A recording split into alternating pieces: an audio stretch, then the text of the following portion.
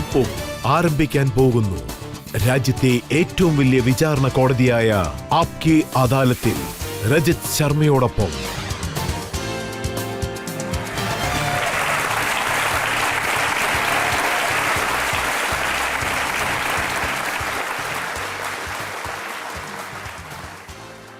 ആപ്കെ അദാലത്തിലേക്ക് നിങ്ങളെ സ്വാഗതം ചെയ്യുന്നു. ആപ്കെ അദാലത്തിലെ ഇന്നത്തെ നമ്മുടെ അതിഥി ഒരു പ്രസിദ്ധനായ പാട്ടുകാരനാണ്, ഒപ്പം മ്യൂസിക് ഡയറക്ടറുമാണ്, ചിന്തകനുമാണ്, ഒപ്പം കവിയുമാണ്. പ്ലീസ് വെൽക്കം പത്മശ്രീ അവാർഡ് ലഭിച്ച കൈലാസ് ഖേർ.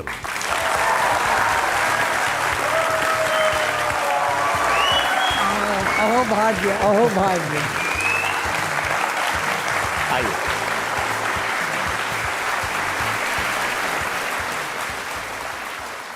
ആപ്കെ അദാലത്തിലെ ഇന്നത്തെ നമ്മുടെ ജഡ്ജി അദ്ദേഹം എങ്ങനെയുള്ള ഒരു വ്യക്തിയാണെന്ന് വെച്ചാൽ ഇന്ത്യയിൽ മുഴുവനും അംഗീകരിക്കപ്പെട്ട പാരമ്പര്യ സംഗീതത്തിൽ അഗ്രഗണ്യനായ ഒരു വ്യക്തിയാണ്. Please welcome Pandit Shajan Mishra.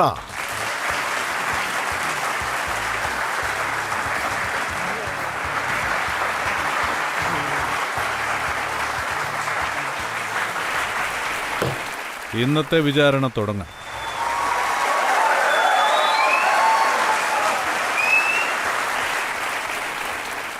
ആപ്കെ അദാലത്തിലെ കൈലാഷ് ഖേറിന് മേലുള്ള ആദ്യത്തെ കുറ്റാരോപണം. ആപ്കെ അദാലത്തിൽ സിംഗറും കമ്പോസറുമായ കൈലാഷ് ഖേറിന്റെ മേലുള്ള കുറ്റാരോപണം ഇദ്ദേഹം പിടിവാശിക്കാരനാണ് എന്നുള്ളതാണ്. കൈലാഷ് സാർ, താങ്കൾക്ക് കുട്ടിക്കാലം മുതലേ പിടിവാശി കൂടുതലാണെന്ന് കേട്ടു. താങ്കളുടെ അച്ഛൻ ഭക്തിപാരായണം ചെയ്യുന്ന വ്യക്തിയാണ്. അദ്ദേഹത്തിന് സമൂഹത്തിലൊരു നല്ല സ്ഥാനമുണ്ട്. താങ്കളൊരു പൂജാരിയാകണമെന്നായിരുന്നു അദ്ദേഹത്തിന്റെ ആഗ്രഹം. പക്ഷെ ചത്താപ്പോലും ഞാൻ അങ്ങനെ പോയില്ലെന്ന് താങ്കൾ വാശി പിടിച്ചു. जब भी मैं ख्वाबों में होता हूँ सबको है लगता मैं सोता हूँ सबसे जो मैं जुदा उसकी पनाहों में होता हूँ. और दुनिया में जो भी अलग है लगता वो सबको गलत है. രജത് സാർ, ഈ ലോകത്ത് എല്ലാവരും വളരെ വ്യത്യസ്തരായവരാണ്. ഈ ലോകത്ത് എല്ലാവർക്കും അവനെ ഒരു തെറ്റായിട്ടുള്ളവനായിട്ട് തോന്നാം. ഒന്ന് ചിന്തിക്കുക പോലും ചെയ്യാതെ എല്ലാവരും പെട്ടെന്ന് ജഡ്ജ് ചെയ്ത് കളയും. ഓരോരുത്തർ തോന്നുന്ന രീതിയിൽ പറയും, ദിസ് ഈസ് നോട്ട് കറക്റ്റ്. दुनिया में जो भी अलग है लगता वो सबको गलत है और शिद्दत से आगे है जिद मेरी और वो भी मुद्दत तलक है.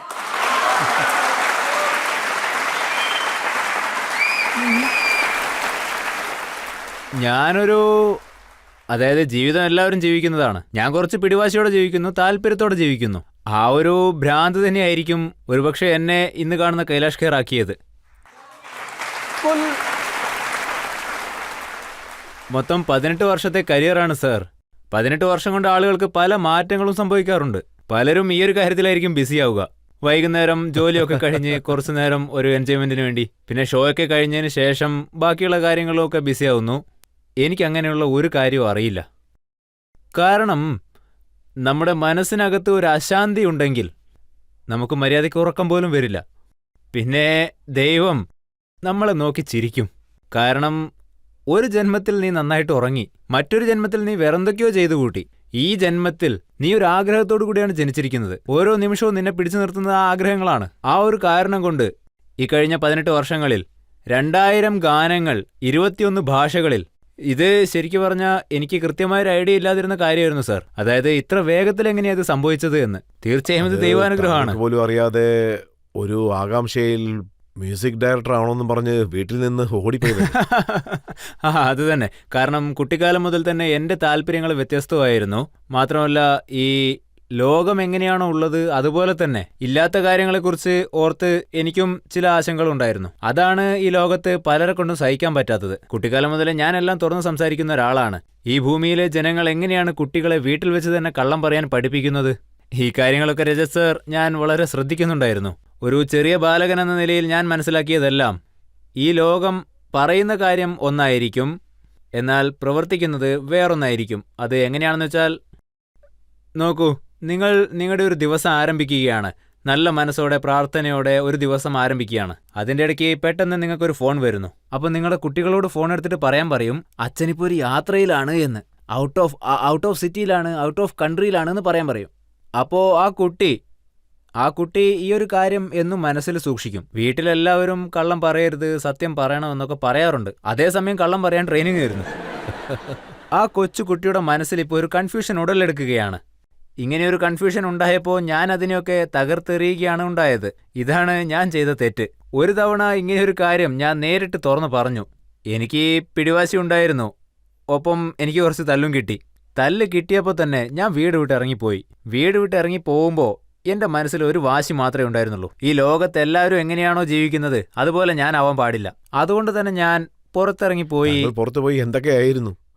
തയ്യൽക്കാരനായിരുന്നു, ട്രക്ക് ഡ്രൈവറായിരുന്നു, പ്രിന്റിംഗ് പ്രസ്സിൽ ജോലി ചെയ്തു, ചാർട്ടേഡ് അക്കൗണ്ടന്റിന്റെ അസിസ്റ്റന്റ് ആയിരുന്നു. അതെ സർ. അപ്പോൾ മായയും ലഭിച്ചില്ല, രാമനെയും ലഭിച്ചില്ല. ഞാൻ ഇത് എങ്ങനെയാണ് നിരീക്ഷിക്കുന്നതെന്ന് വെച്ചാൽ, നിങ്ങളെല്ലാം ഗുരുനാഥന്മാരിൽ നിന്ന് പലതും പഠിച്ചു, ഞാൻ സാഹചര്യത്തിൽ നിന്നും പഠിച്ചു. മനോഹരം.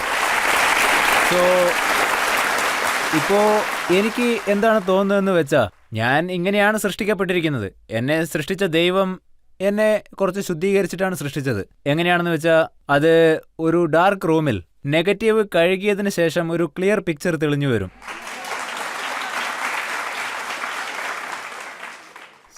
സത്യത്തിൽ താങ്കൾ വളരെയധികം ബുദ്ധിമുട്ടിയിട്ടുണ്ട്. കുടിലിൽ താമസിക്കേണ്ടി വന്നു, അതുപോലെ തെരുവുകളിൽ തുണി നനയ്ക്കേണ്ടി വന്നിട്ടുണ്ട്. ചില സമയത്ത് ആഹാരത്തിന് പോലെ ബുദ്ധിമുട്ടായിരുന്നു.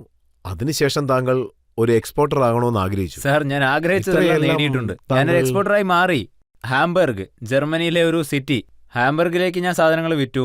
പിന്നെ ഇവിടെയുള്ള മദർ തെരേസ സാരികൾ, വുഡൻ ഹാൻഡ് ബ്ലോക്ക്, അത് പ്രിന്റ് ചെയ്യപ്പെട്ടതായിരിക്കും. പിന്നെ അതിൻ്റെ ഒപ്പം കുറച്ച് ഹാൻഡിക്രാഫ്റ്റ്സ് ഉണ്ടാവും, ആർട്ടിഫാക്ട്സും ഉണ്ടാവും, ടേബിൾ ലാംപ്സ് ഉണ്ടാവും, പിന്നെ വാൾ ഹാങ്ങിങ്സ് ഉണ്ടാവും.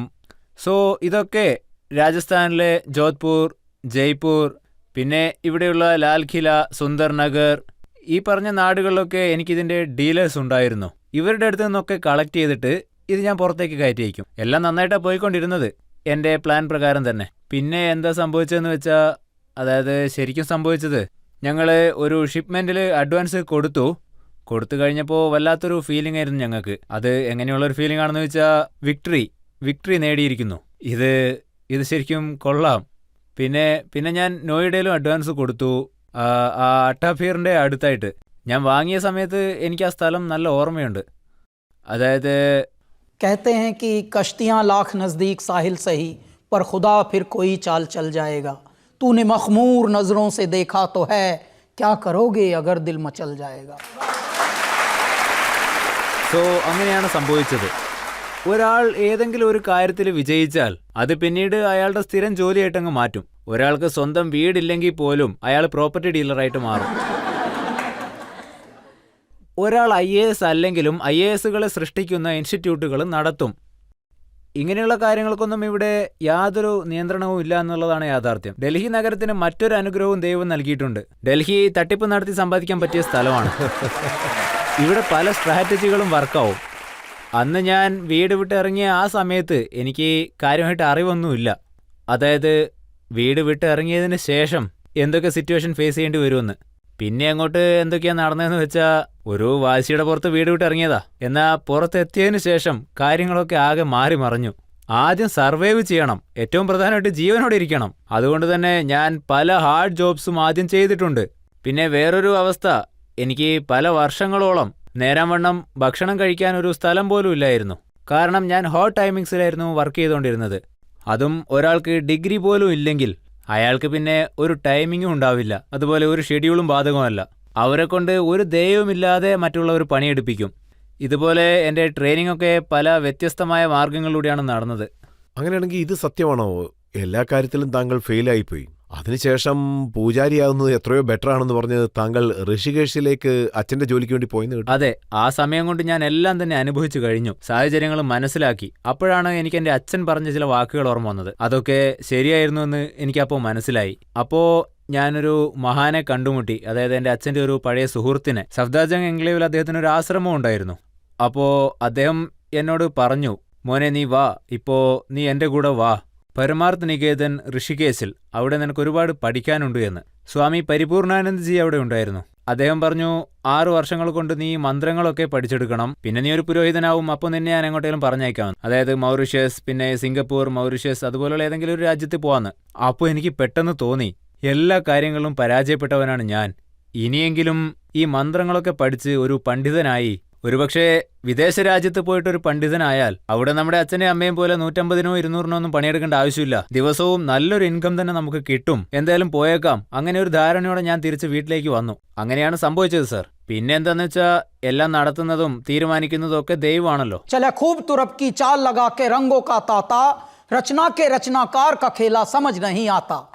അവൻ നമ്മളെ വെച്ച് പല കളികളും കളിക്കും. അങ്ങനെ അവിടെ വെച്ചും ഋഷികേശിൽ വെച്ചും ഞാൻ പല മന്ത്രങ്ങളും പഠിച്ച് മനഃപ്പാടമാക്കി.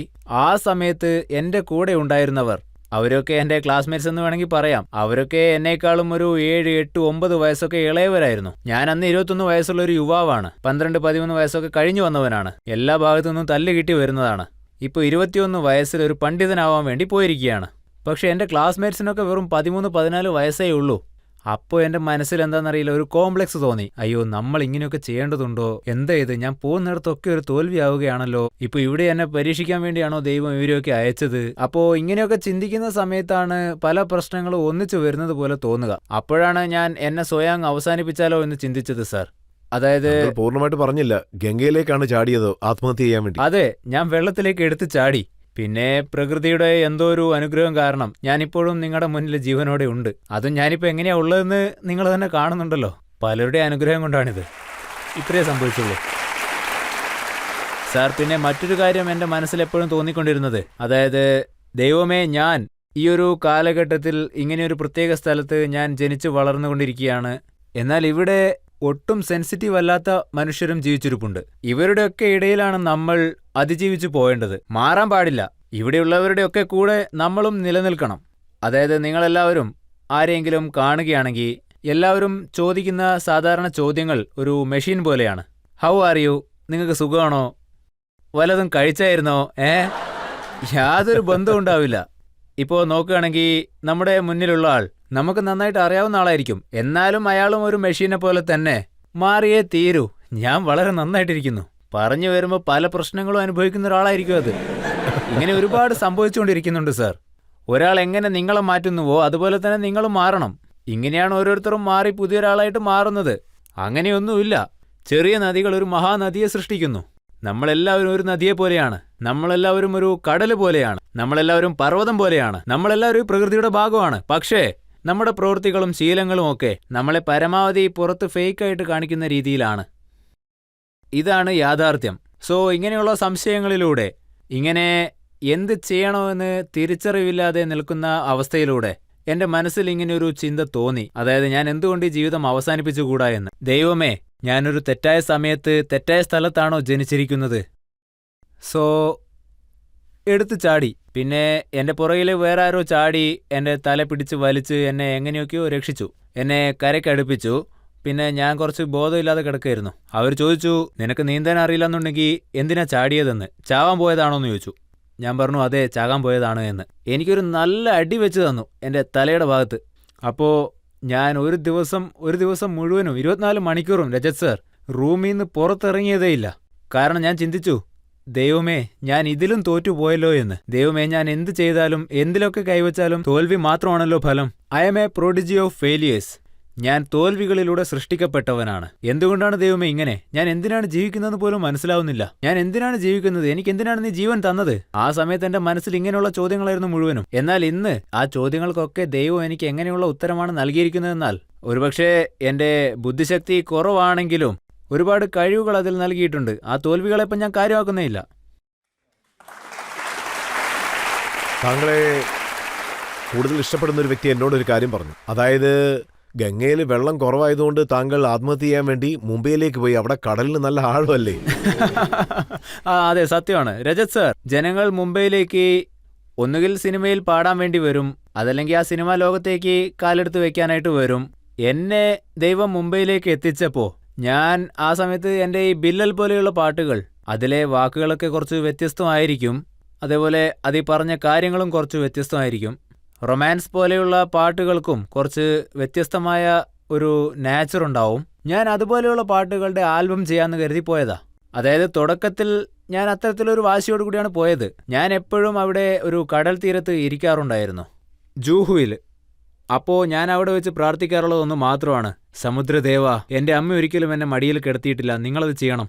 ഇനി ഞാൻ എൻ്റെ അവസാന ശ്വാസം നിങ്ങളുടെ കാൽക്കീഴിൽ വെച്ചായിരിക്കും എടുക്കുക, നിങ്ങൾ എന്നെ സ്വീകരിക്കണമെന്ന്. ഓരോ തവണ പോകുമ്പോഴും ഞാൻ ഇതാണ് പറയാറ്. അതോടൊപ്പം കാറ്റും വളരെ ശക്തിയിൽ വീശും. പിന്നെ ആ കാറ്റ് നമ്മളെ സ്പർശിക്കുന്ന ഒരു രീതിയുണ്ടല്ലോ, അത് ഞാൻ നന്നായിട്ട് ആസ്വദിച്ച് മനസ്സിനകത്ത് ചിരിക്കാറുണ്ടായിരുന്നു. അപ്പോ നിങ്ങൾക്കും ഇത് വളരെ ഇഷ്ടമായി അല്ലേ? നിങ്ങൾക്കും സന്തോഷമായി അല്ലേ? നമ്മുടെ കയ്യിൽ ഒന്നും ഇല്ലെങ്കിലും ഉള്ളതുപോലെ അനുഭവപ്പെടുന്നത്, കാറ്റിനെയും ഇതുപോലെ ഞാൻ ആസ്വദിച്ച് അതൊരു ഭ്രാന്തായി മാറുന്നത്. എനിക്ക് എന്നെ തന്നെ ചില സമയത്തൊരു ഭ്രാന്തനായിട്ടൊക്കെ തോന്നും. ഞാൻ എന്നോട് തന്നെ സ്വയം സംസാരിക്കുകയാണ്. സോ ഇങ്ങനെയൊരു ഭ്രാന്ത്, ഇതിലൂടെ കിട്ടുന്ന ആ ഒരു ഉന്മാദം, ഇത് ഈ ലോകത്ത് വളരെ യുണീക്കായ ചിലരിൽ മാത്രമേ ഉണ്ടാവാറുള്ളൂ. അതായത് വളരെ സെൻസിറ്റീവായ പലരിലും. ചില ആളുകൾ വളരെ തീവ്രമായിട്ട് ചില ആഗ്രഹങ്ങൾക്ക് വേണ്ടി ജീവിക്കാറുണ്ട്. ഇതും അതുപോലെ തന്നെയാണ്. ആ കൂട്ടത്തിൽ പെടുത്താവുന്ന ഒരു കാര്യമാണ്. പ്രകൃതിക്ക് അനുസരിച്ച് നമ്മൾ ജീവിക്കുന്നു. അത് പ്രകൃതി മനസ്സിലാക്കും. ഇവൻ ഭയങ്കര വാശിയുള്ള ഒരു ഭ്രാന്തനാണല്ലോ.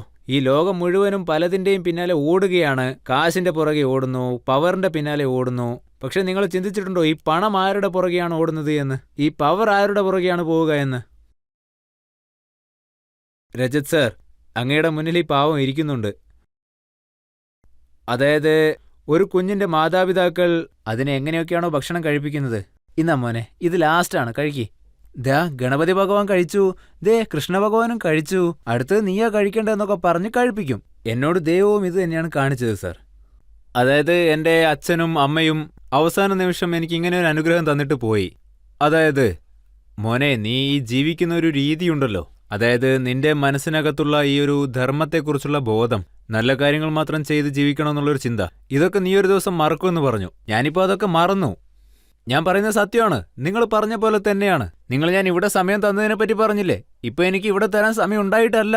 ദൈവം എങ്ങനെയൊക്കെയാണ് പ്രവർത്തിക്കുക എന്നാൽ, അതായത് ചില സമയങ്ങളിൽ എനിക്ക് ആശ്ചര്യം തോന്നാറുണ്ട്. അതായത് ശരി, ഈ ദൈവം എനിക്ക് എങ്ങനെയുള്ളൊരു വീടാണ് തന്നതെന്ന് വെച്ചാൽ, ഇതുവരെ എനിക്ക് ആ വീടിന് ലോക്ക് ഇടേണ്ടി വന്നിട്ടില്ല. ലോക്ക് ആവശ്യമില്ല. അത് പ്രകൃതിയുടെ ഒരു അത്ഭുതമാണ്. ആ ദൈവത്തിന്റെ അത്ഭുതങ്ങൾ ചില സമയങ്ങളിൽ ഇങ്ങനെയൊക്കെ ആയിരിക്കും. പൂജാമുറി ഞാൻ ഒരിക്കൽ പോലും പൂട്ടിയിട്ടില്ല. അതുപോലൊരു വീടാണ് എനിക്ക് ദൈവം തന്നത്. അവിടെ ലോക്ക് ചെയ്യുക എന്നൊരു കോൺസെപ്റ്റ് പോലും ഇല്ല എന്നതാണ് സത്യം. എല്ലാം ആ ദൈവത്തിന്റെ അനുഗ്രഹമാണ്. പക്ഷേ ദൈവം എവിടെ നിന്നെങ്കിലും തുടങ്ങി വെക്കില്ലേ? ആദ്യത്തെ സമയം തന്നെ 10,000 രൂപ തന്നിട്ട്. സാറ് എന്നെ ആദ്യം ഒരു ജിംഗിളിലേക്ക് അയച്ചിരുന്നു. അതില് പാടാൻ പോയിട്ട് ജിംഗിൾ പാടാൻ തുടങ്ങി. ആക്ച്വലി ഞാൻ കൈലാഷ പാടാനായിരുന്നു പോയത്. എന്നോട് എല്ലാവരും ചോദിക്കും, നിങ്ങൾ എന്താണ് പാടാൻ പോകുന്നത്? കർണാട്ടിക് ആണോ പാടുക? ഞാൻ പറയും അല്ല. സിനിമാ ഗാനോ ആണോ? അതും അല്ല. പിന്നെ ഗസലാണോ? അല്ല. പിന്നെ ഭജനയാണോ? അതും അല്ല. പിന്നെ നിങ്ങൾ എന്താ പാടാൻ പോകുന്നേ എന്ന് ദേഷ്യത്തോടെ ചോദിക്കും. ഞാനപ്പോ സ്വയം മനസ്സിൽ തന്നെ ചിന്തിക്കും, അതായത് ജനങ്ങൾ എന്നെങ്കിലും ഒരു ദിവസം ഈ ഒരു സംഗീതം ആസ്വദിക്കും. ആ ദൈവം ഒരിക്കൽ അത് തീരുമാനിക്കും ഞാൻ ഏത് പാട്ടാണ് പാടേണ്ടതെന്ന്. പിന്നീട് ഒരു പക്ഷേ ആ ഗാനം നിങ്ങൾക്ക് എല്ലാവർക്കും ഇഷ്ടപ്പെട്ട് നിങ്ങളുടെ മനസ്സിനെ അത് സ്പർശിച്ചിട്ടുണ്ടെങ്കിൽ അതിന് ഞാൻ കൈലാഷ എന്ന് പേരിടാമെന്ന് ഓർത്തു. കൈലാസം എന്ന് വെച്ചാൽ അത് ശിവന്റെ ഭവനമാണ്. എൻ്റെ ദൈവം ശിവൻ വാഴുന്ന സ്ഥലം. കൈലാസം എന്ന് വെച്ചാൽ അതൊരു പർവ്വതമാണ്. പക്ഷേ എൻ്റെ ശിവഭഗവാൻ അതിൽ ആസനസ്ഥനാകുന്ന സ്ഥലമുണ്ടല്ലോ, ദാറ്റ് ഈസ് കോൾഡ് കൈലാസ. പ്രപഞ്ചത്തിലെ തന്നെ ഏറ്റവും ഉന്നതമായ ദൈവികമായ സ്ഥലം, അതാണ് കൈലാസ. ഇപ്പം ഞങ്ങൾ പാടുന്നതെല്ലാം ദാറ്റ് ഈസ് കോൾഡ് കൈലാസ. ഇപ്പോൾ ഞാൻ ഈ കൈലാസ പാടുന്ന സമയത്ത് അതിനകത്തും എൻ്റെ ഭ്രാന്തുകളും വാശിയും എല്ലാം തന്നെ അതിനകത്തുണ്ടായിരുന്നു. ഒരു ദിവസം ജിംഗിള് പാടാൻ വേണ്ടി എനിക്കൊരു ക്ഷണം വന്നു. രജത് സാർ അവരെന്നെ വിളിച്ചു. കൈലാഷ് സാർ? അതെ, ഞാൻ തന്നെയാണ്. അപ്പോൾ ആ സമയത്താണ് ഞാൻ എൻ്റെ പുതിയ ഫോൺ വാങ്ങിയിരുന്നത്, ആ മോട്ടറോള ഫോൺ. ഒരു 4-5 കിലോ ഉണ്ടാവും ആ ഫോണ്. അത് വലിയൊരു ഫോൺ, വളരെ അതെ വലുതായിരിക്കും, നല്ല നീളം ഉണ്ടാവും. അത് വെച്ച് അങ്ങനെ ഒരാളുടെ തലയിൽ അടിച്ചാ അത് ചിലപ്പോൾ അയാളെ ബോധം കെടുത്തിയൊന്നും വരും. അത്രയ്ക്കും വെയിറ്റുള്ളൊരു ഫോണായിരുന്നു അത്. അപ്പോ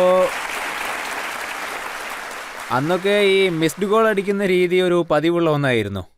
ഫോണ് വലുതായിരിക്കും, പക്ഷേ നമ്മൾ അതിൽ നിന്ന് മിസ് കോൾ മാത്രമേ അടിക്കൂ. അതും വളരെ സൂക്ഷ്മതയോടെ, ബുദ്ധിസാമർഥ്യത്തോടെ. കാരണം ഡൽഹിക്കാരനാണല്ലോ, ഈ സാമർഥ്യമൊക്കെ ഞാൻ ഡൽഹിയിൽ വെച്ച് പഠിച്ചെടുത്തു. അതായത് ഒരു റിങ് മാത്രമേ അടിക്കാൻ പാടുള്ളൂ, അപ്പോഴേക്കും അവരെടുക്കാനും പാടില്ല. എടുത്താൽ നമ്മുടെ 21 രൂപ പോവും. സോ ഇങ്ങനെയൊക്കെയായിരുന്നു കാര്യങ്ങൾ പോയത്. സോ അങ്ങനെ ഇരിക്കെ ഒരു കോൾ എനിക്ക് വന്നു. അപ്പൊ ഞാൻ പേടിച്ചുകൊണ്ട് ആ ഫോൺ അറ്റൻഡ് ചെയ്തു. 21 രൂപ പോവും, വെറുതെ കാശ് കളയണോ എന്നൊക്കെ ചിന്തിച്ചു. കാരണം അന്ന് വെറുതെ വേസ്റ്റ് കോളുകളൊക്കെ വരും. ഡൽഹിയിൽ അങ്ങനെ ഒരുപാട് കോളുകൾ വരാറുണ്ടായിരുന്നു.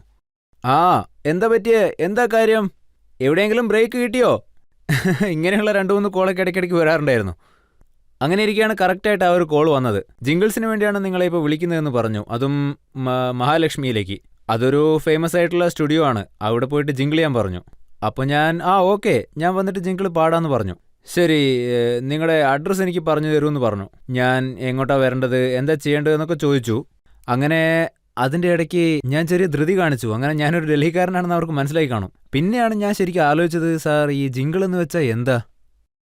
അങ്ങനെയാണ് ഞാൻ അവസാനം അവരോട് ചോദിച്ചത്, സാർ ഈ ജിംഗിൾ എന്ന് വെച്ചാൽ എങ്ങനെയുള്ള മ്യൂസിക്കാണ്? അത് ഈ അഡ്വർടൈസ്മെന്റിലും കൊമേഴ്സ്യൽസിലും ഒക്കെ വരാറില്ലേ, ടി വിയിലും റേഡിയോയിലും ഒക്കെ, അങ്ങനെയുള്ള പാട്ടുകളാണ് എന്ന് പറഞ്ഞു. എന്ന് വെച്ചാൽ അത് വലിയ പാട്ടാണോ, ഞാൻ എന്തെങ്കിലുമൊക്കെ പ്രിപ്പയർ ചെയ്ത് വരേണ്ടതായിട്ടുണ്ടോ എന്ന് ചോദിച്ചു. ഇല്ലല്ല, അത് വെറും 40 സെക്കൻഡ് മാത്രമേ ഉള്ളൂ എന്ന് പറഞ്ഞു. എന്ത്, വെറും 40 സെക്കൻഡോ? അത് കേട്ടപ്പോൾ ഞാൻ ചിന്തിച്ചു, എന്താ ഇതൊരുമാതിരി ആനവായിൽ അമ്പഴങ്ങാന്ന് പറയുന്നവരുണ്ടല്ലോ. എന്ത് തന്നെയായാലും ഞാൻ പോയി. ആദ്യത്തെ ജിംഗിൾ നക്ഷത്ര ഡയമണ്ടിൻ്റെതായിരുന്നു. സോ എന്നെ അകത്തേക്ക് വിളിച്ചു, ഞാൻ പോയി. അതും ഒന്നും പഠിക്കാതെ തന്നെ. ഈ മുംബൈയിൽ നിന്നുള്ളവർക്കൊരു പ്രത്യേക ക്വാളിറ്റി ഉണ്ട് രജത് സാർ. അവർ ഭയങ്കര സീരിയസ് ആയിരിക്കും. അതും ഏതുവരെ എന്ന് ചോദിച്ചാൽ നമ്മളൊന്ന് പരിചയമാവുന്നത് വരെ, നമ്മുടെ ക്രിയേറ്റിവിറ്റിയെ പറ്റി അറിയുന്നത് വരെ. സോ അപ്പോൾ അവിടെ എല്ലാവരും ഇങ്ങനെയായിരുന്നു ഇരിക്കുന്നത്. സോ അതിൽ ഒരാൾ പറഞ്ഞു, he is the singer. Okay, yeah, go inside. എന്നെ ഡബ്ബിംഗ് റൂമിലേക്ക് അവർ അയച്ചു. അപ്പോൾ ഒരു ഫിലിം ഇങ്ങനെ ഓടിക്കൊണ്ടിരിക്കുന്നുണ്ടായിരുന്നു. അപ്പോൾ അവർ പെട്ടെന്ന് പറഞ്ഞു, യാ, സിംഗ്. അപ്പോൾ എനിക്ക് ഒരു വല്ലായ്മ തോന്നി. സാധാരണ എനിക്കിങ്ങനെ ഈ പരിഭ്രമം, ടെൻഷൻ, ഇതൊന്നും എനിക്ക് ഒരിക്കലും തോന്നാറേ ഇല്ല. ഈ നെർവസ് ആവുക എന്താന്ന് പോലും എനിക്കറിയില്ലായിരുന്നു, കാരണം അത്രയും അനുഭവിച്ചിട്ടുണ്ട് ഞാൻ. എന്നാൽ അപ്പോൾ എനിക്കതൊരു വല്ലാത്ത അനുഭവമായിരുന്നു. അത് നെർവസ് ആകുന്നതിനേക്കാൾ ഒരു പടി മുകളിലായിരുന്നു. ഇപ്പം എന്താ നടക്കാൻ പോകുന്നത്? അവരെന്നെ ഒന്നും പഠിപ്പിച്ചു തന്നിട്ടില്ല, ഒന്നും എഴുതി തന്നിട്ടില്ല, ബാക്ക്ഗ്രൗണ്ട് ഇല്ല. അപ്പം ഞാൻ പെട്ടെന്ന് ദൈവത്തെ ഓർത്തുകൊണ്ട് ഞാൻ പതുക്കെ തുടങ്ങി. തനതും തനും തനന തനദരന തനതും തനും തനന തനദരന തനതും തനനും തനനും തനദരനതും തനനും.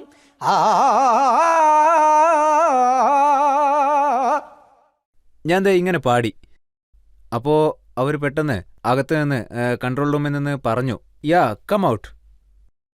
ഞാനപ്പോൾ വിചാരിച്ചു ഇത് വർക്കൗട്ട് ആയില്ല, പാടിയതിലെന്തോ പ്രശ്നമുണ്ട് എന്നൊക്കെ. അതുകൊണ്ട് കഥവ് തുറന്ന ഉടനെ പുറത്തേക്ക് ഓടിപ്പോവാം, അവരുടെ മുന്നിലൊന്നും പെട്ടേക്കരുതെന്ന് വിചാരിച്ചു. എംബാരസ്മെന്റ് കാരണം. അവർക്ക് അങ്ങനെ തോന്നിയാലോ? എനിക്കതൊന്നും തീരെ ഇല്ലാത്തതുകൊണ്ട് കുഴപ്പമില്ല. ഞാൻ ആ ഘട്ടമൊക്കെ കടന്നു വന്ന ഒരാളാണ്. സോ അപ്പോൾ സാർ, ഞാൻ ആ ഡബ്ബിംഗ് റൂമിൻ്റെ വാതിലും തുറന്നുകൊണ്ട് മെല്ലെ പുറത്തേക്ക് വന്നു. അപ്പോൾ 2 പേരെൻ്റെ അടുത്ത് വന്നു, കം കം.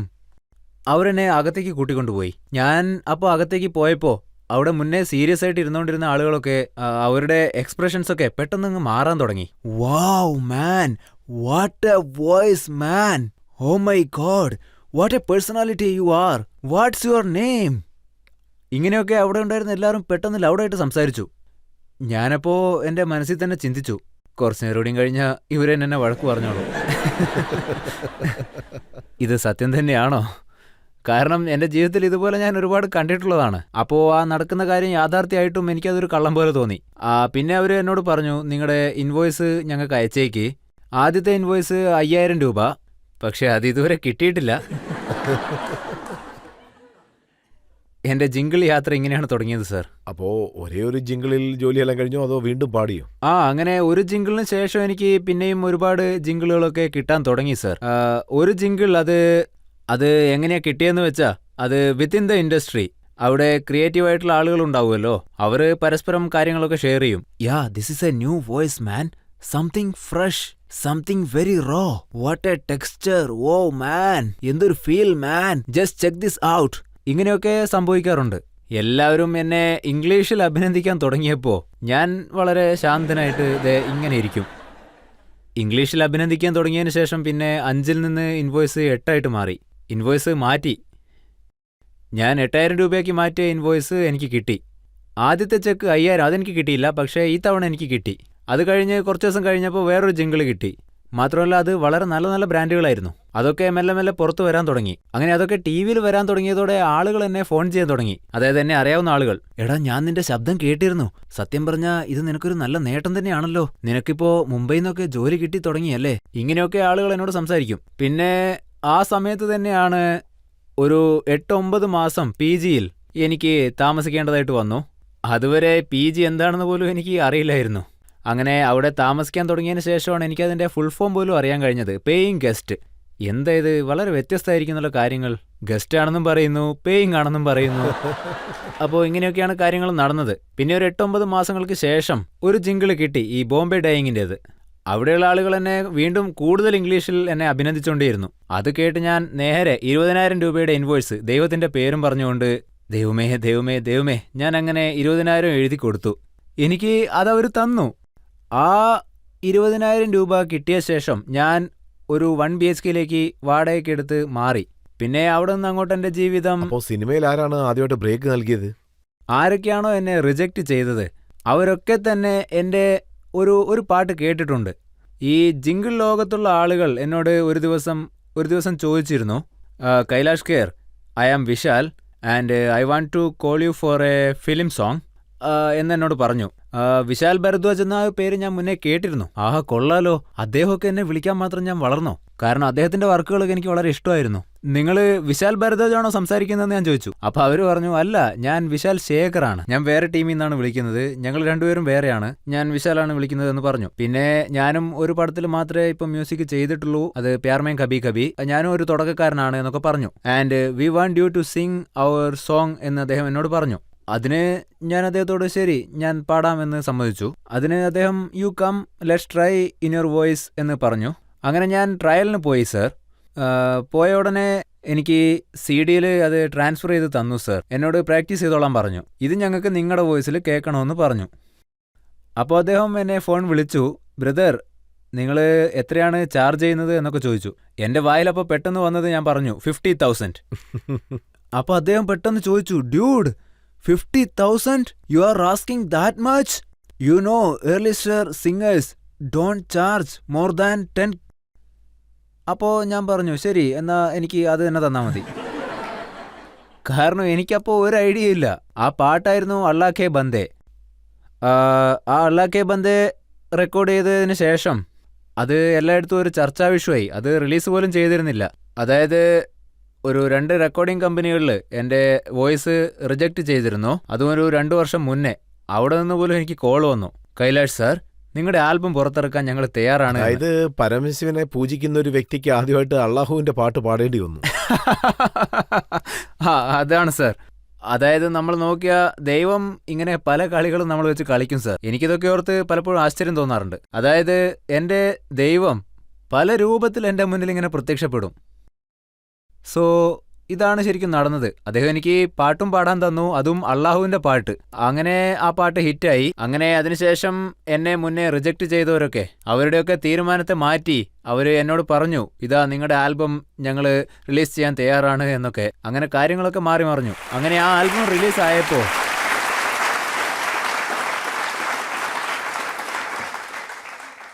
ആ ആൽബത്തിലെ ആദ്യത്തെ പാട്ട് തേരി ദിവാനി ആയിരുന്നു.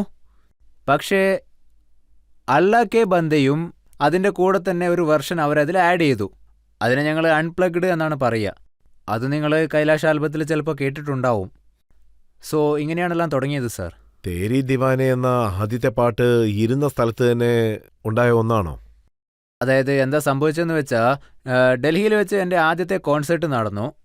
അല്ലാ കെ ബന്ദേ പ്രശസ്തമായതിനു ശേഷം എനിക്ക് കുറച്ച് റെക്കഗ്നീഷനൊക്കെ കിട്ടാൻ തുടങ്ങി. ചെറിയ അവാർഡുകളൊക്കെ കിട്ടിത്തുടങ്ങി. പിന്നെ രജത് സർ ചെറുതായിട്ട് പത്രങ്ങളിൽ പോലും നിങ്ങളെപ്പോലെയുള്ള വലിയ ആളുകളുടെ അടുത്ത് വരെ എൻ്റെ പേര് എത്താൻ തുടങ്ങി. എൻ്റെ പേര് പേപ്പറിലൊക്കെ വരാൻ തുടങ്ങി. അതിൽ ന്യൂസ് സെൻസേഷനിലൊക്കെ എൻ്റെ പേര് വരാൻ തുടങ്ങി. പുതിയ പുതിയ വേർഡ്സൊക്കെ വെച്ച് എന്നെ വിശേഷിപ്പിക്കാൻ തുടങ്ങി. ഇങ്ങനെയൊക്കെയാണ് എൻ്റെ യാത്ര തുടങ്ങിയത്.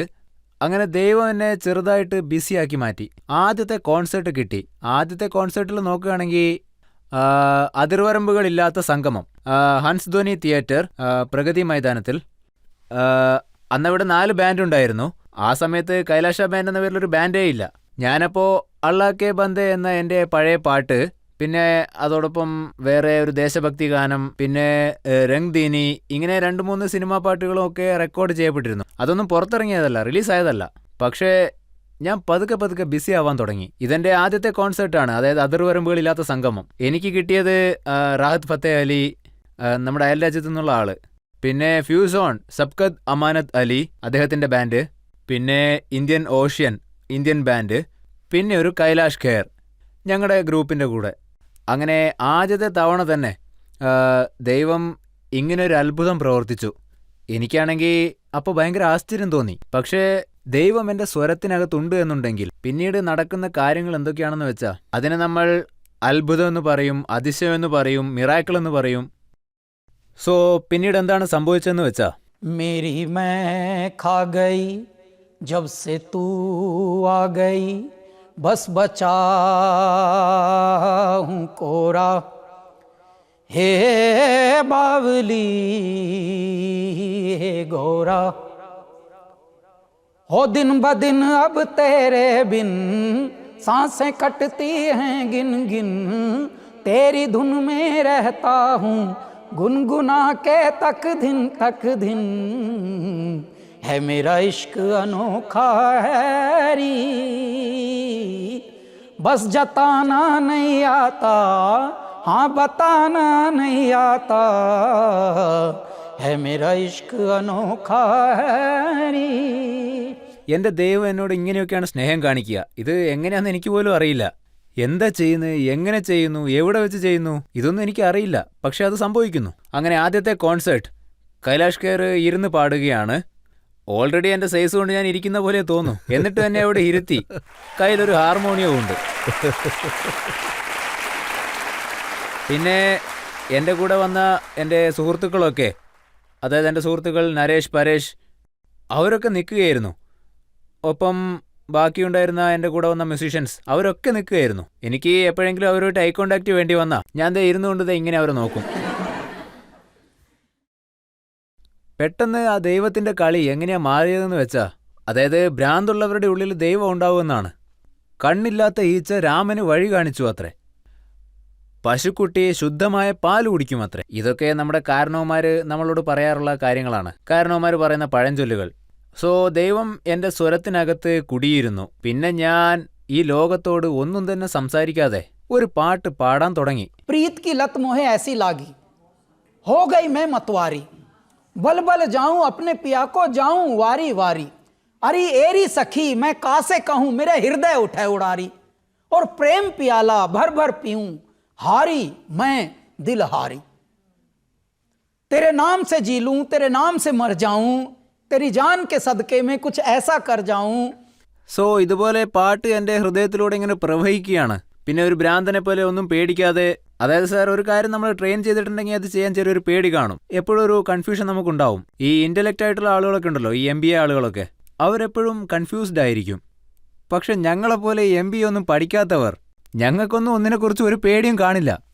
तूने क्या कर डाला मर गई मैं मिट गई मैं. ഇത് പാടിയ ഉടനെ ദൈവം എന്നെ സ്റ്റക്കാക്കി കളഞ്ഞു. ഞാൻ ശരിക്കും സ്റ്റക്കായി പോയി. പെട്ടെന്ന് ദൈവം പറയാണല്ലോ, हो जी हाँ हाँ जी, ये हो जी हाँ हाँ जी. അതവിടെ ശരിക്കും ഫിൽ ഇൻ ദ ബ്ലാങ്ക് ആയിരുന്നു. ഇത് ഒരു ടെക്നിക്കും അല്ല. പക്ഷേ ഇന്ന് നോക്കൂ, എത്രയോ പാട്ടുകാർ എൻ്റെ പാട്ട് പാടാൻ ശ്രമിക്കുമ്പോൾ ആ ഓഹോജി ആഹാജി പ്രത്യേകം പ്രാക്ടീസ് ചെയ്യാറുണ്ട്. അത് ശരിക്കും ഫിൽ ഇൻ ദ ബ്ലാങ്ക് ആയിരുന്നു സർ. तो तूने क्या कर डाला मर गई मैं मिट गई मैं, हो जी हाँ हाँ जी, हो गई मैं तेरी दीवानी तेरी दीवानी. ഈ പാട്ട് പാടിക്കഴിഞ്ഞ ശേഷം ഞാൻ ദൈവത്തോട് നന്ദി പറഞ്ഞു. അപ്പോൾ ഓഡിയൻസ് ആണെങ്കിൽ ലൈവ് കണ്ടുകൊണ്ടിരിക്കുക, ഞാൻ ഇൻപ്രോംപ്റ്റിൽ പാടിക്കൊണ്ടിരിക്കുക. ഓഡിയൻസ് എല്ലാവരും എൻജോയ് ചെയ്യുന്നുണ്ട്. ഡൽഹിക്കാരാണല്ലോ, അവരൊക്കെ നിങ്ങളെപ്പോലെ നല്ല മനസ്സിനുടമകളാണ്. സോ നല്ല രീതിയിൽ തന്നെ എല്ലാ കാര്യങ്ങളും പോയിക്കൊണ്ടിരുന്നു. അതായത് ഇങ്ങനെ ഒരു പ്രശ്നമില്ലാതെ പോയിക്കൊണ്ടേയിരുന്നു. എൻ്റെ പണ്ഡിറ്റ് ജി ആ മത്സരത്തിനിടയിൽ വെച്ച്, ആ ഓഡിയൻസിന്റെ മുന്നിൽ വെച്ച് എൻ്റെ ദൈവം തൻ്റെ കരങ്ങൾ എൻ്റെ തലയിൽ വെച്ച് അനുഗ്രഹിച്ചു. ഇതാണ് സംഭവിച്ചത്. പിന്നെ ആ പാട്ട് സത്യമാണോ? താങ്കളുടെ ആദ്യത്തെ ആൽബം അത് ഋഷികേശിൽ ഉള്ള സമയത്ത് അവിടെ ആരതി എടുത്ത പാട്ടൊക്കെ ഇതിലേക്ക് ഇൻസെർട്ട് ചെയ്തു? അതെ സാർ. കാരണം അതിലെ ചില പാട്ടുകളാണ്, അതായത് ഞാൻ അതിൽ നിന്ന് ചില പാട്ടുകളെ ഡെമോ ആയിട്ട് എടുത്തോണ്ട് പോയിരുന്നു. ആ ഡെമോയിലുണ്ടായിരുന്ന എൻ്റെ എല്ലാ പാട്ടുകളും റിജക്റ്റ് ആയി. അതായത് റിജക്റ്റ് ആയ പാട്ടുകളിൽ ഒരു പാട്ട്, था दौलत शोहरत क्या करनी तेरे प्यार का सहारा काफी है, ये महल अटारी नहीं चाहिए तेरे दिल में गुजारा काफी है. സോ ഈ പാട്ട് ഞാനപ്പോൾ ഇമ്പൾസീവായിട്ട് റിലീസ് ചെയ്തു, ചെറിയ ഒരു റെക്കോർഡിങ്ങിൻ്റെ കൂടെ. അത് ഇന്ന് വളരെ വൈറലായിക്കൊണ്ടിരിക്കുകയാണ്, ഒരു ഫീവർ പോലെ. റീൽ എല്ലാ റീലുകളിലും. ഇംഗ്ലീഷിൽ അതിനെ വൈറൽ എന്നാ പറയുക. ഏത് പാട്ടാണോ റിജക്റ്റ് ആയത് അതിന്ന് വൈറലായിക്കൊണ്ടിരിക്കുകയാണ്. സോ ഇങ്ങനെയൊക്കെ സംഭവിച്ചത് കാരണമാണ് ഞാൻ ആ പാട്ട് അതിൽ ആഡ് ചെയ്തത്. ദൈവാനുഗ്രഹം കൊണ്ട് താങ്കൾ നടന്ന കാര്യങ്ങളൊക്കെ പറഞ്ഞു. പബ്ലിക്കിന് താങ്കളെ പറ്റി എന്താണ് പറയാനുള്ളതെന്ന് കേൾക്കാം. ആർക്കെങ്കിലും എന്തെങ്കിലും ചോദ്യം ചോദിക്കാനുണ്ടോ? താങ്കൾ ഒരു വലിയ ശിവഭക്തനാണെന്ന് ഞങ്ങൾക്കറിയാം, സനാതന ധർമ്മത്തിലുള്ള ആൾ. അങ്ങനെ ഉണ്ടായിട്ടും താങ്കളുടെ വരികളെല്ലാം അല്ലാ സുബ്ഹാനല്ല എന്നൊക്കെ, ഇതുപോലുള്ള വരികളൊക്കെ താങ്കൾക്ക് വിചിത്രമായിട്ട് തോന്നില്ലേ? ഈ പ്രകൃതിയിൽ എന്തൊക്കെയാണോ വിചിത്രമായിരിക്കുന്നത് അതാണ് ദൈവത്തോട് ഏറ്റവും അടുത്ത് കിടക്കുന്നത്. ബാക്കിയൊക്കെ നമ്മുടെ ചിന്തകളുടെ ഒരു കളിയാണ്. നമ്മളിൽ പലരും മനസ്സിൽ മറ്റുള്ളവരെ പറ്റിക്കാനുള്ള കളിയാണ് കളിച്ചുകൊണ്ടിരിക്കുന്നത്. ആർക്കെങ്കിലും സുഖമില്ലാതായാൽ അപ്പം നിങ്ങൾ അള്ളാഹുവിനെയോ അല്ലെങ്കിൽ ഏതെങ്കിലും ദൈവത്തെയാണോ അന്വേഷിക്കുക? ഡോക്ടർ എവിടെയാ ഉള്ളതെന്നല്ലേ? ആദ്യം നിങ്ങൾ ഡോക്ടറെയല്ലേ അന്വേഷിക്കുക. ആ ഡോക്ടർ ചിലപ്പോൾ മുഹമ്മദ് ഇസ്മയിൽ ആയിരിക്കാം, അതല്ലെങ്കിൽ ചിലപ്പോൾ ഡോക്ടർ സമീർ ചൗരസി ആയിരിക്കാം. അതൊന്നും നമുക്കറിയില്ല. ആദ്യം നമുക്ക് വേണ്ടത് ഡോക്ടറാണ്. അപ്പോൾ അള്ളാഹു ആയാലും ദൈവം ആയാലും എല്ലാം ഒരേ രൂപമാണ്. അപ്പോൾ ദൈവം ഒരു രൂപത്തിൽ നമ്മുടെ മുന്നിലുണ്ട്.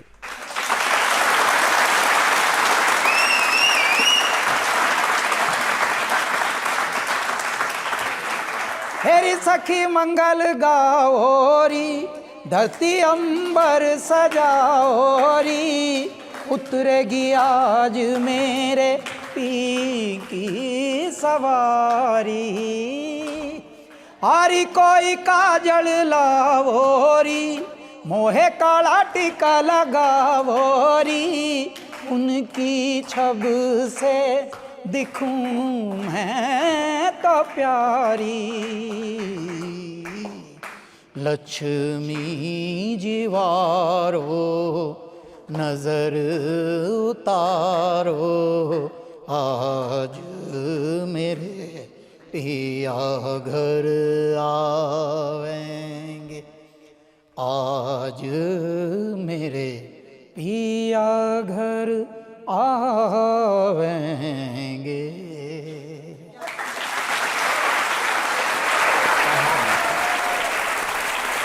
ഇപ്പോൾ നമുക്കൊരു ബ്രേക്ക് എടുക്കാം. ബ്രേക്കിന് മുമ്പ് താങ്കളോട് ഒരു കാര്യം പറയാനുണ്ട്. उन्हीं के गीत इस जमाने में गाए जाएंगे जो चोट खाएंगे और मुस्कुराते जाएंगे। ഇപ്പോൾ നമുക്കൊരു ബ്രേക്ക് എടുക്കാം. ബ്രേക്കിന് ശേഷം ആപ്കി അദാലത്തിൽ കൈലാഷ് ഖേറിനോടുള്ള ചോദ്യങ്ങൾ നമ്മൾ തുടരുന്നതായിരിക്കും. अरे देने वाला राम, दिलाने वाला राम, अरे राम ही पार लगावेंगे। आज मैं तो राम ही राम भजूरी मेरे राम। Welcome back. ആപ്കി അദാലത്തിൽ ഇന്നത്തെ നമ്മുടെ അതിഥി പ്രസിദ്ധനായ പാട്ടുകാരനായ കൈലാഷ് ഖേർ ആണ്. ആപ്കി അദാലത്തിലെ അടുത്ത കുറ്റാരോപണം. ആപ്കി അദാലത്തിൽ സിംഗറും കമ്പോസറുമായ കൈലാഷ് ഖേറിന്റെ മേലുള്ള കുറ്റാരോപണം ഇദ്ദേഹം ഒരു നന്ദിയില്ലാത്ത വ്യക്തിയാണ് എന്നുള്ളതാണ്. കൈലാസ് സാർ, താങ്കൾക്ക് സിനിമാ പാട്ടുകളൊക്കെ പാടി പ്രശസ്തി ലഭിച്ചു. അങ്ങനെ പണം ലഭിച്ചു, പ്രശസ്തി ലഭിച്ചു, സിനിമാ പാട്ടുകൾ കാരണം താങ്കൾ പ്രശസ്തിയിലായി. പക്ഷേ അങ്ങനെ വിജയം നേടിയതിനു ശേഷം താങ്കൾ പറയുന്നു സിനിമാ പാട്ടുകളൊക്കെ വെറും ചാറ്റ് മസാലകളാണെന്ന്, കിച്ചടി പോലെ ആവശ്യമില്ലാത്ത ഒന്നാണെന്നും പറഞ്ഞു. അതായത് സാർ, ഞാൻ പോയത് ആൽബം ചെയ്യാൻ വേണ്ടിയിട്ടാണ്. അതുപോലെ ആൽബംസിനകത്തും സംസ്കാരപൂർണമായ ഗാനങ്ങളെ ഉൾപ്പെടുത്തണമെന്ന് ആഗ്രഹിച്ചു.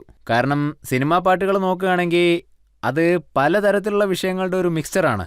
സോ അതുപോലെയുള്ള കാര്യങ്ങൾ അതിലൊക്കെ ഞാൻ ദൈവത്തോട് ഒരുപാട് കടപ്പെട്ടിരിക്കുന്നു. എനിക്ക് ഈ പടങ്ങളിലൊക്കെ ഒരുപാട് ചാൻസ് കിട്ടുന്നുണ്ട്, വീണ്ടും വീണ്ടും കിട്ടിക്കൊണ്ടിരിക്കുന്നുണ്ട്, ഒരുപാട് പാടുന്നുണ്ട്.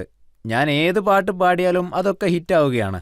അതെത്രമാത്രം ഹിറ്റാവുമെന്ന് വെച്ചാൽ ഒരു പാട്ട് 100 പാട്ടുകൾക്ക് സമമായിരിക്കും. അതൊക്കെ താനെ നടക്കുന്നു. ഈ സിനിമാ പാട്ടുകളിലൊക്കെ നോക്കുകയാണെങ്കിൽ എനിക്ക് കിട്ടുന്നതൊക്കെ നല്ല നല്ല പാട്ടുകളാണ്. അതിൻ്റെ മീനിങ് ഒക്കെ നോക്കുകയാണെങ്കിൽ വളരെ മോട്ടിവേഷണൽ ആയിരിക്കും. പിന്നെ എനിക്ക് ശിവന്റെ പാട്ടുകളൊക്കെ ഒരുപാട് കിട്ടാൻ തുടങ്ങി. പിന്നെ ഇപ്പം ഞാൻ സൗത്തിൽ പാടുന്ന പാട്ടുകളൊക്കെ ഒരുപക്ഷെ ഞാൻ പാടിയെന്ന് തന്നെ വെച്ചോ, ഒരു 100 പാട്ടുകൾ തെലുങ്കിലും കന്നഡയിലും തമിഴിലും, അതിനകത്ത് നമ്മൾ നോക്കുകയാണെങ്കിൽ ഏകദേശം ഒരു 60 പാട്ടെങ്കിലും മുഴുവനായിട്ടും ശിവഭഗവാനെ പറ്റിയുള്ളതായിരിക്കും. അതൊക്കെ താനെ സംഭവിക്കുന്ന കാര്യങ്ങളാണ്. അതുകൊണ്ട് തന്നെ അതുകൊണ്ടാണ് ഞാൻ പറയുന്നത്, ഇത് നന്ദികേടല്ലേ? ഇത്രയും കാര്യങ്ങൾ സിനിമ ഇൻഡസ്ട്രി തന്നിട്ടും താങ്കൾ ചാറ്റ് മസാല എന്നൊക്കെ പറഞ്ഞാൽ എങ്ങനെയാണ്? അതെ, ഇപ്പോ ഞാൻ അതിനെപ്പറ്റിയാണ് പറഞ്ഞു വരുന്നത്. അതായത് ചോദ്യത്തിൽ നിന്ന് രക്ഷപ്പെടാൻ പോവുകയാണെന്ന്. ഇല്ല, ഒരിക്കലും ഇല്ല സാർ. അങ്ങനെ ഒളിച്ചോടാനൊന്നും സാധിക്കില്ല. കാരണം ഓടി ഓടി ഒരു ജന്മം ഞാൻ ജീവിച്ച് കഴിഞ്ഞു. ഇനിയുള്ള ഈ ജന്മമെങ്കിലും കുറച്ച് സ്ഥിരതയോടെ ജീവിക്കണം. സോ ഞാൻ പറഞ്ഞു വരുന്നത് എന്താണെന്ന് വെച്ചാൽ, നമ്മുടെ ഭാരതത്തിനകത്ത് എങ്ങനെയുള്ള സംഗീതമാണ് ഉള്ളതെന്ന് വെച്ചാൽ, ഓരോ വീടുകളിലും അല്ലെങ്കിൽ എല്ലാ ഗ്രാമങ്ങളിലും കേട്ട് പാടി എല്ലാവർക്കും മനസ്സിലാക്കാവുന്ന രീതിയിലുള്ള പാട്ടുകളാണ്. അത് നമ്മൾ ഫോക്ക് മ്യൂസിക് എന്നാണ് വിളിക്കുന്നത്. അതായത് നാടൻ പാട്ടുകൾ. അതായത് ഈ നാടൻ പാട്ടുകളുടെ കാര്യം നോക്കുകയാണെങ്കിൽ അത് പതുക്കെ പതുക്കെ ഇല്ലാതായിക്കൊണ്ടിരിക്കുകയാണ്. ഈ സിനിമ എത്ര കാലമായി ഉണ്ടാവും സർ? ഒരു 100-105 വർഷം അത്രയല്ലേ ഉള്ളൂ. സിനിമ ഉണ്ടാവുന്നതിന് മുന്നേയും ഇവിടെ ഒരുപാട് കാര്യങ്ങൾ ഉണ്ടായിരുന്നല്ലോ. സിനിമയ്ക്ക് മുന്നേയും ഇവിടെ സംഗീതം ഉണ്ടായിരുന്നു. പിന്നെ എന്നോട് ചോദിക്കുകയാണെങ്കിൽ പല തരത്തിലുള്ള സംഗീത രീതികൾ നമ്മുടെ സാർ ഇവിടെ ഇരിക്കുന്നുണ്ട്. ഈ ക്ലാസിക്കൽ മ്യൂസിക് തന്നെ ശരിക്കും ഒരു ഫോക്കിൽ നിന്നാണ് ഉത്ഭവിച്ചത്. അത് നാടൻ പാട്ടിൽ നിന്ന് തന്നെയാണ് ഉത്ഭവിച്ചത്. നാടൻ പാട്ടുകളുടെ മഹത്വം എന്താണ്? അത് വെറും എന്റർടൈൻമെന്റിന് വേണ്ടി മാത്രമുള്ളതല്ല. अरे देने वाला राम दिलाने वाला राम, अरे राम ही पार लगावेंगे। आज मैं तो राम ही राम भजूरी मेरे राम, राम ही पार लगावेंगे। लियारी माई भिक्षा, देने वाला राम दिलाने वाला राम, राम ही पार लगावेंगे। लियारी माई ഭിക്ഷ. ഭിക്ഷ ചോദിക്കാൻ പോലും നമ്മുടെ നാട്ടിൽ സംഗീതം ഉപയോഗിച്ചുകൊണ്ട് ഒരു പാട്ടിന്റെ രൂപത്തിലാക്കിയിരിക്കുകയാണ്. മോറൽ, നിന്നിൽ അഹങ്കാരം ഇല്ലാതിരിക്കട്ടെ, എന്നിൽ അപകർഷതാബോധവും ഇല്ലാതിരിക്കട്ടെ. എനിക്കും ജീവിക്കണം, നിങ്ങൾക്കും ജീവിക്കണം. നിങ്ങൾ എല്ലാം ദാനം ചെയ്ത് ശീലിച്ച ഒരാളും ഞാൻ സ്വീകരിച്ചു മാത്രം ശീലിച്ച ആളും. പക്ഷേ നൽകുന്നത് ശരിക്കും ഈശ്വരനാണ്. ഇതിനകത്തൊരു മെസ്സേജ് ഉണ്ട്, അതേസമയം ഒരു പാട്ടുമാണ്. ഈ പാട്ടുകളൊക്കെ ഇപ്പോൾ എവിടെ പോയി? നമ്മളെല്ലായ്പ്പോഴും പടങ്ങളെ മാത്രം മാർക്കറ്റിംഗ് ചെയ്യുകയാണ്. പടങ്ങളുടെ മേലെ മാത്രം നമ്മളെപ്പോഴും ഡിപ്പെൻഡ് ചെയ്തുകൊണ്ടിരുന്ന പിന്നെ നമ്മുടെ കൾച്ചറിന് എന്ത് സംഭവിക്കും? പറയൂ. യഥാർത്ഥ ജീവിത തത്വങ്ങളെ നമ്മൾ എന്നും പ്രിസർവ് ചെയ്യേണ്ടത് ആവശ്യമാണ്. ആത്യന്തികമായ യാഥാർത്ഥ്യങ്ങൾ, അതായത് നമ്മുടെ കർമ്മങ്ങൾ, നമ്മുടെ സത്യസന്ധത, ഇതെല്ലാം എന്നും നിലനിൽക്കും. അതാണ് മഹത്തരമായത്. മനുഷ്യരപ്രത്യക്ഷമായിക്കോളും. പടവും ഇന്ന് വരും, നാളെ പോകും. ഒരുപാട് പടങ്ങളുടെ ഒരുപാട് കഥകളുണ്ട് സർ. ഒരു പടം എടുത്ത കുടുംബങ്ങൾക്ക് ചിലപ്പോൾ വലിയ പ്രശസ്തിയൊക്കെ വന്നു ചേർന്നിട്ടുണ്ടാവും. എന്നാൽ ഇപ്പോൾ അവരുടെ അവസ്ഥ പരിതാപകരമാവും. ഇങ്ങനെയാണ് ഈ അവസ്ഥകൾ മാറുന്നത്. അതായത് ഞാൻ പറഞ്ഞു വരുന്നത്, ഈ ലോകം എന്തിനെ ലക്ഷ്യമാക്കിയാണ് പോകുന്നത്? ഇതാണ് ഞാൻ ചോദിക്കാൻ ഉദ്ദേശിക്കുന്നത്. ഇതൊരു മോശം ലോകമാണെന്നല്ല, നല്ല ലോകം തന്നെയാണ്. എല്ലാവരും അധ്വാനിക്കുന്നുണ്ട്, സമൂഹത്തിൽ അവരുടേതായ ഒരു പ്രതിഫലനം ഉണ്ടാക്കുന്നു. എന്നിരുന്നാലും മീനിങ് ഫുള്ളായ ചില കാര്യങ്ങളുണ്ടല്ലോ. കാരണം ചെറിയ പ്രായം മുതൽ ഞാനങ്ങനെ പടങ്ങളൊന്നും കണ്ടു വളർന്ന ഒരാളല്ല. മീനിങ് ഫുള്ളായിട്ടുള്ള പടങ്ങൾ രജത് സർ വളരെ കുറച്ച് മാത്രമേ പുറത്തിറങ്ങുന്നുള്ളൂ. ടൈം പാസ്, ആവശ്യമില്ലാത്ത കാര്യങ്ങളെ പറ്റിയുള്ള പടങ്ങൾ ഒരുപാട് വരുന്നു. ഇതൊക്കെ കാണുമ്പോൾ ശരിക്കും എന്താ തോന്നുന്നതെന്ന് വെച്ചാൽ, ഇതൊന്നും പോരാ, ഫോക്ക് മ്യൂസിക്കിനെ നമ്മൾ മുന്നോട്ട് കൊണ്ടുവരണം. ഫോക്ക് മ്യൂസിക് എങ്ങനെയാണ് വളരുക? നോൺ ഫിലിം മ്യൂസിക്കിലൂടെയാണ് വളരുക. ഇപ്പോൾ പുറത്തിറങ്ങുന്ന പാട്ടുകളൊക്കെ ഉണ്ടല്ലോ, ഈ മുള്ളു കുത്തുന്നു, തോട്ടത്തിൽ പൂവ് വിരിയുന്നു, ഇങ്ങനെയൊക്കെ പല റീമിക്സുകളും പോകുന്നുണ്ട്. ഇങ്ങനെയൊക്കെ പല പല വ്യത്യസ്തങ്ങളായ വാക്കുകൾ ഉൾക്കൊള്ളുന്ന പാട്ടുകളൊക്കെ ഇറങ്ങുന്നുണ്ട്. അതൊക്കെ വളരെ ഷാലോ ആയിട്ടാണുള്ളത്. അതിനിടയ്ക്കാണ് ഒരു പാട്ട് ഇറങ്ങിയത്, तुझे जीत जीत हारूं, ये प्राण प्राण वारूं, ऐसे मैं निहारूं, तेरी आरती उतारूं, तेरे नाम से जुड़े हैं सारे नाते. താങ്കൾ വാക്കുകളെക്കുറിച്ചാണ് പറയുന്നത്. വലിയ വ്യത്യാസമൊന്നുമില്ലല്ലോ. മീക്ക പാടുന്നു, അതായത് मुझे सोने न दे सारी रात, താങ്കൾ എന്താണ് പാടുന്നത്? जागू मैं सारी सारी रात.